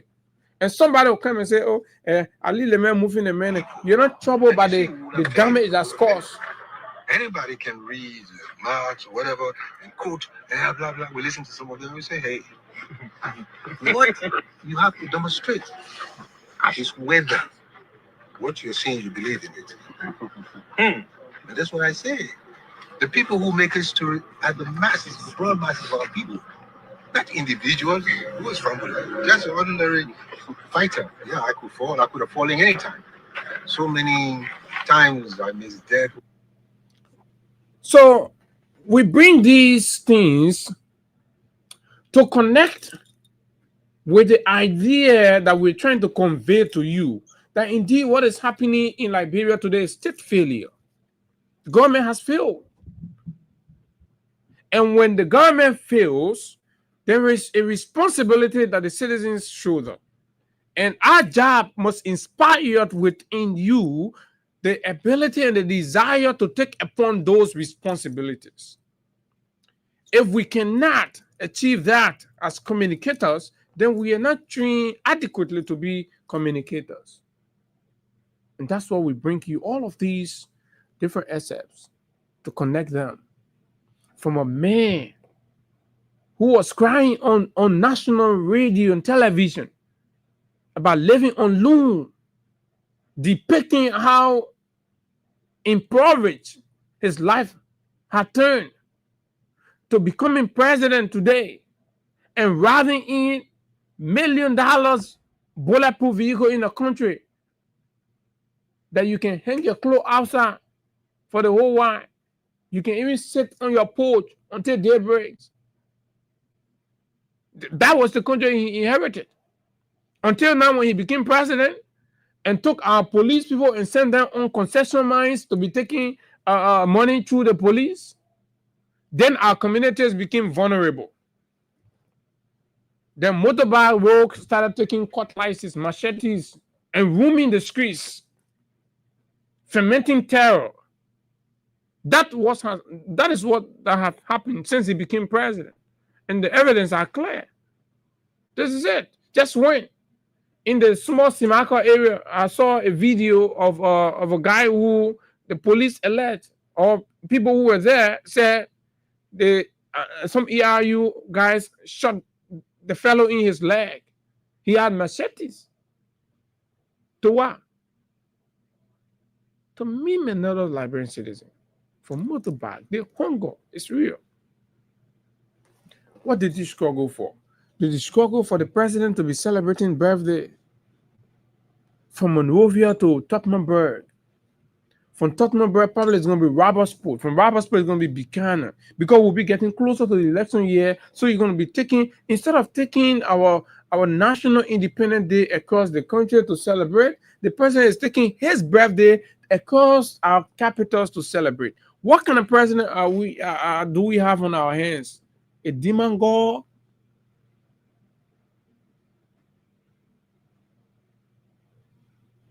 And that is why I like to play this. I like to play this preacher man who himself is a rescue pastor. But it has gotten to a point, it's important that we keep sounding these reminders. Now look, the purpose for which the people elected you was not self-serving. Our people say we lose. Huh? Listen to these other fake junkie. 1 minute. Our people say we need. I beg you, Senator Moi. I want to land on something. So to Senator Moi point, so why is the money not flowing now? Why is the money not flowing? If you think is the way money was flowing, but you say you're going to come and make it even better. So why is the money? So you're admitting that money was flowing then. Then why did you deceive the people to struggle and change that? And you come here and you say, oh, the way money was flowing, money now. So that justifies why the people should be in destitution. That, right? But look, they are getting their money. Eh? You see that, folks? You see why you guys stand up? Their children's school fee comes on time. Yours no. You got to do self-pay in schools. Look at family heads begging. Look at the number of, and that's why I have a serious problem with the old people in the country. You have to speak. You have to stop using your age to torment people to give you handout. And then when they finish giving you handout, then when they are speaking truth to power, then you suppressing them. You yourself don't want to talk. The young people talking, you misinterpret the young people conversation to being rude. and you blackmail our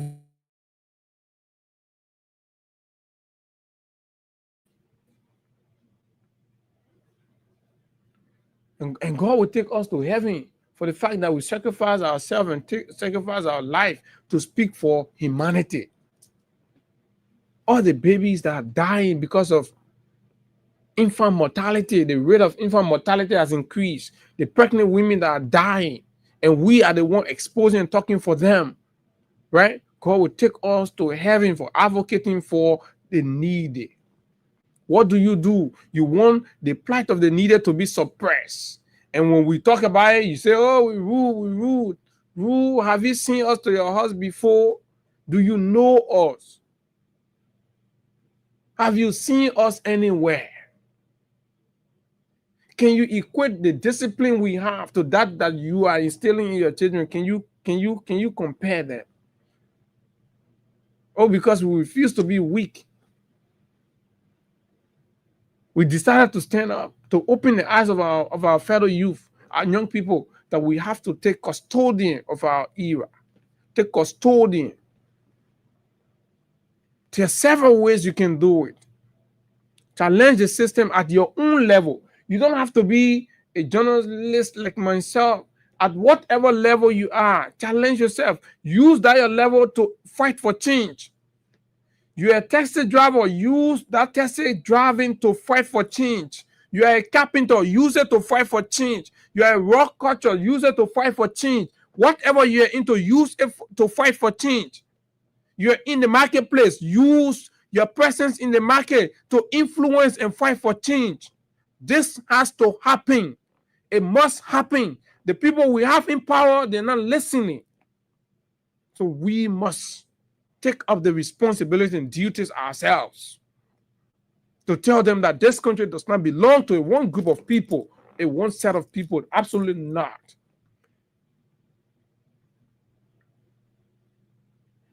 They've come to power, they restore all of their gasoline. They restore all of their scratch cards. They restore all of their benefits, but they have not increased the budget for JFK, redemption, and all of the other government healthcare facilities. Go listen to the stories across public medical facilities in the country. Phoebe is crumbling. ELWA is crumbling. Catholic is crumbling. JFK is down. Where do you go for health or medical attention? These are the places. The government is increasing their benefits and salary. The president is celebrating his birthdays, and you are justifying it. You are celebrating it. You are joining in. What is your purpose? What did you struggle? What did you get in this the poo-poo water for? Who is Baka that we can say truth to him? And you sit in your office, you say, oh, and because I wouldn't be saying truth, and I'm working in the government. Look at the censorship that's happening. So I can't come close to Abu. I can't be friend with Abu. No, you agree what we're saying is true. You don't want us to be saying this. That's what you want. You want us to shut up. But wait, your paycheck. Do you distribute your paycheck in the community? What welfare program do you invest in the community? Government officials collect their money, they put in their bank, they're paying homes, they're sending some across the country. How do you intervene? School fee turn, you don't give assistance. 0776 104 086 500 104 plus 231 86 500 104 are the numbers to call. You really speak now or forever hold your peace. Don't be a coward. Coward die many times before their death. If you don't And the change, villain never tastes death. This caller here, good morning. Yeah, good morning once again, Brother Abu Sherry and back to the topic. The God takes some people. The God deal with the mental to fight against corrupt and that with drugs. But all of those promises, the party that government made to the people as some bad promises, they're going to the country. The king has got but they are now on rescue mission. They are rescue puppets. We were getting that they were in this country. Look at the multi-million hubs that are burying for you. We're not accountability. Joseph Walker, the government of this country. Now he is a more senior Western leader. Thank you very much. Good morning. Time is fast spent. Good morning. Let's be snappy. Let's hear you. What is your name?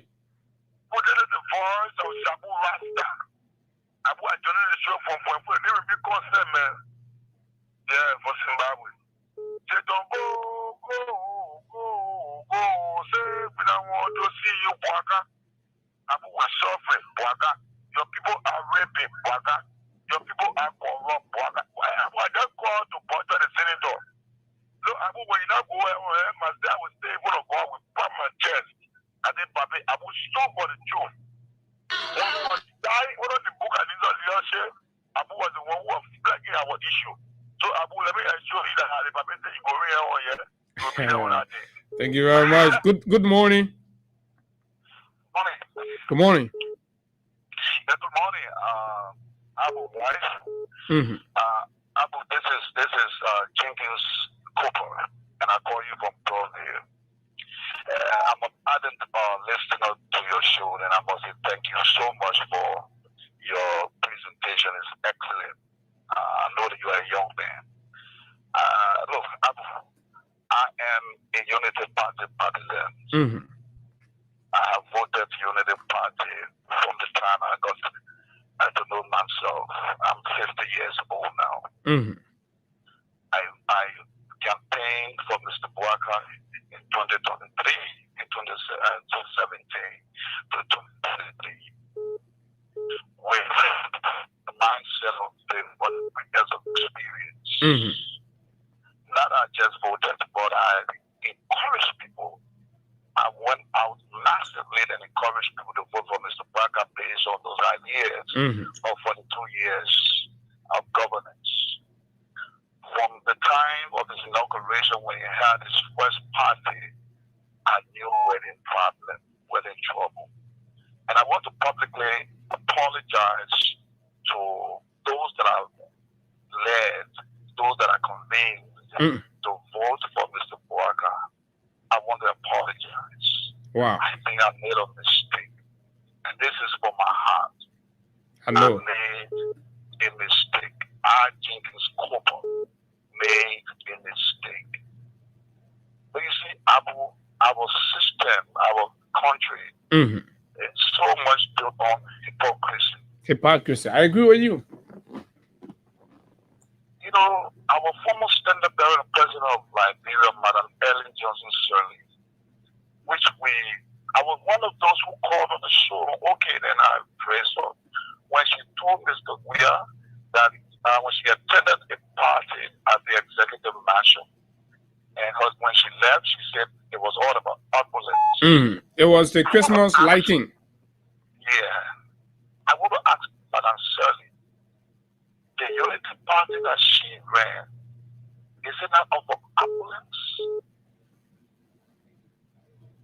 This old man that we ran after, 81 years old, what you really want to prove to the Liberian people? What all of these parties? That's the question. Why all of the parties? Liberians are crying. Even the road you pass into go bombing. Look at the poor children all on the street. He said nobody was there in the street. These are the hurting realities, and other people want to be using partisan thing to cover that up. These are the hurting reality the old man is closing his eyes on. All of this party. Why all of this party? Thank you, Jenkins. I thought my vote would have improved the system. I want to apologize to Mr. Weir, even though I didn't vote for him. I never liked him as president. But I saw some things going on. I saw the road from Iyadene Junction to Red Light. I saw the road from Iyadene Junction going up to the Rawa International Airport. I saw hospitals being built, even though I didn't vote for him. I voted my whole life for Unity Party. But what I see now, and therefore I want to say that our Jenkins Cooper will rally people.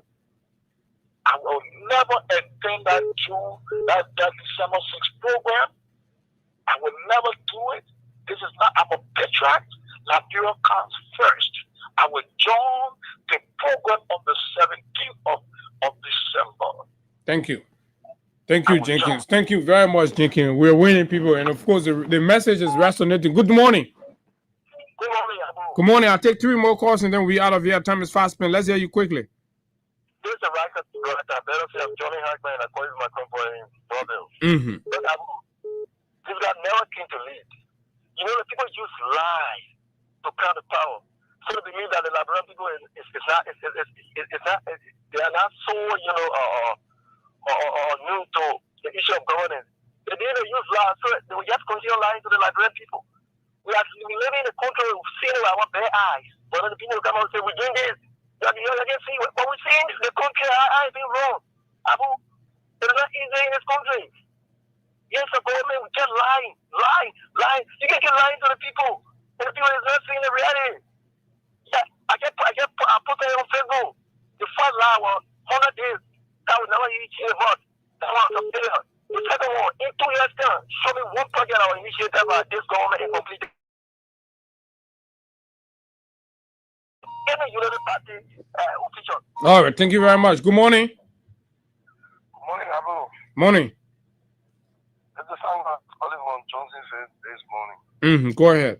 And Abu, I want to appreciate Jenkins Cooper because the people in the past are looking on faces and told us, President, we are nothing.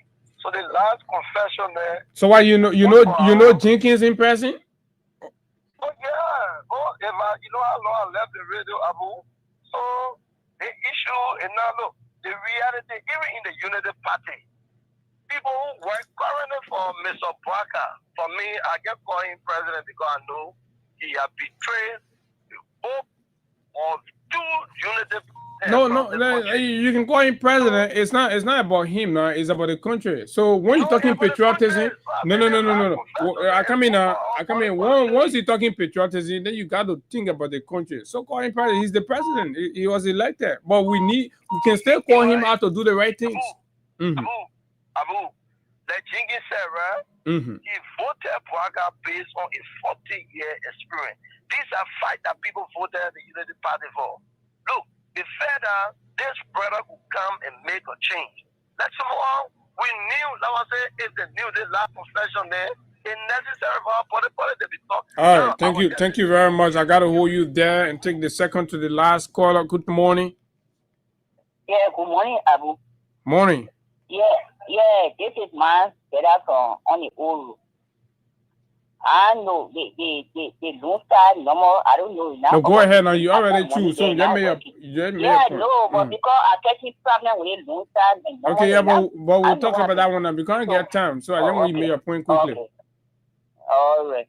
So Abu, yeah, the man in power for vice presidency for 12 years. And the 12 years that it meant, I cannot go up to that level. Comment in the country. 12 years and then man, immediately after the 12 years, John, we are set here in it. The man is crying, he's crying that he never had money. What did the man do with his money? Then he went to living on loan 5 times, and he not shit. He talking local and things, living on loan. And he had never even celebrated birthday. I didn't hear about his birthday. For the man here, even bad person his work, that's a second group there. People, okay, Johnny, it's all your money destroyed. And then make it to power. And then shamelessly, the man now celebrating birthday and tea. And you know the worst thing about that, that's what I say in this country. The illiteracy, 2 key things in this country, the ignorance. Not listening to radio information, what happening around you, and all you think you party that your party one time you vote for them. The illiterate and ignorant, they carry us in the country. When the people are destroying our country, when you talk about that deal, I know You read what how people destroying, how people have peace in our country. People stay different in the working. Can you imagine? Then they let those channel parts and those monkey parts, the cultures and the culture eating what they get, and they get $25, they get $20 to get, then they get the penny, they get blocking, they put destroying our country. See how far our country is being destroyed. Our children. Now they will be suffering. I can't meet that thing. Yeah, it is strong. So that the bottom look at it. Yes. Okay, thank you. I have to hold you right there, and let me take this last caller and be out of here. I'm already getting the signals, and this is it. Liberians are voicing. Good morning. Come on. You know, I gotta leave you right there. I'm sorry. We can't.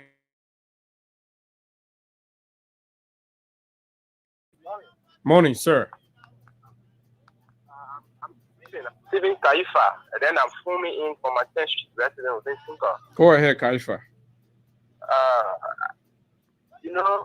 The president said that his children and he saw nobody before. But then he's not associated with people of rude character. But then we Liberians, we are in need of jobs. We are in need of our basic necessities. What is the government doing to help us? You brought buses in your country, right? Those buses are very old buses. We Liberians, Joseph Brecker, no. And then you can lie to the people. Why are all these lies going on within the government? There are people that have been suspended from the origin of this government. Mm-hmm. What happened to this suspension? Are they going to court? Are these people been actually care? Why should a 40 or 81-year-old man with a lot of experience, as he claims, come to the presidency and just come with a whole lot of lies? Then you celebrating your birthday in all the counties. At the end of the day, the people are suffering. Some people never eat yesterday, Abu. Of course. Some people never eat. People are hungry. If you go on the street, look on the faces of the people. He said there will be no child on the street of Monrovia selling.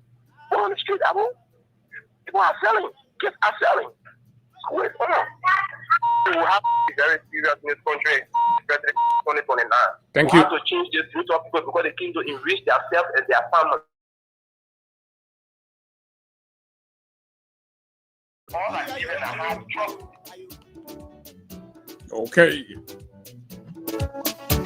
Time is fast spent. We gotta be out of here. My name is Abu Sharif. We'll see you tomorrow with another fascinating conversation about the issues that matter to Liberia's growth and development. And we are not afraid to be antagonized by those exploiters in power. We'll continue to speak truth to power unabated until the government sees and put the Liberian people first and deliver on the aspiration of the struggle. My name is Abu. Bye-bye.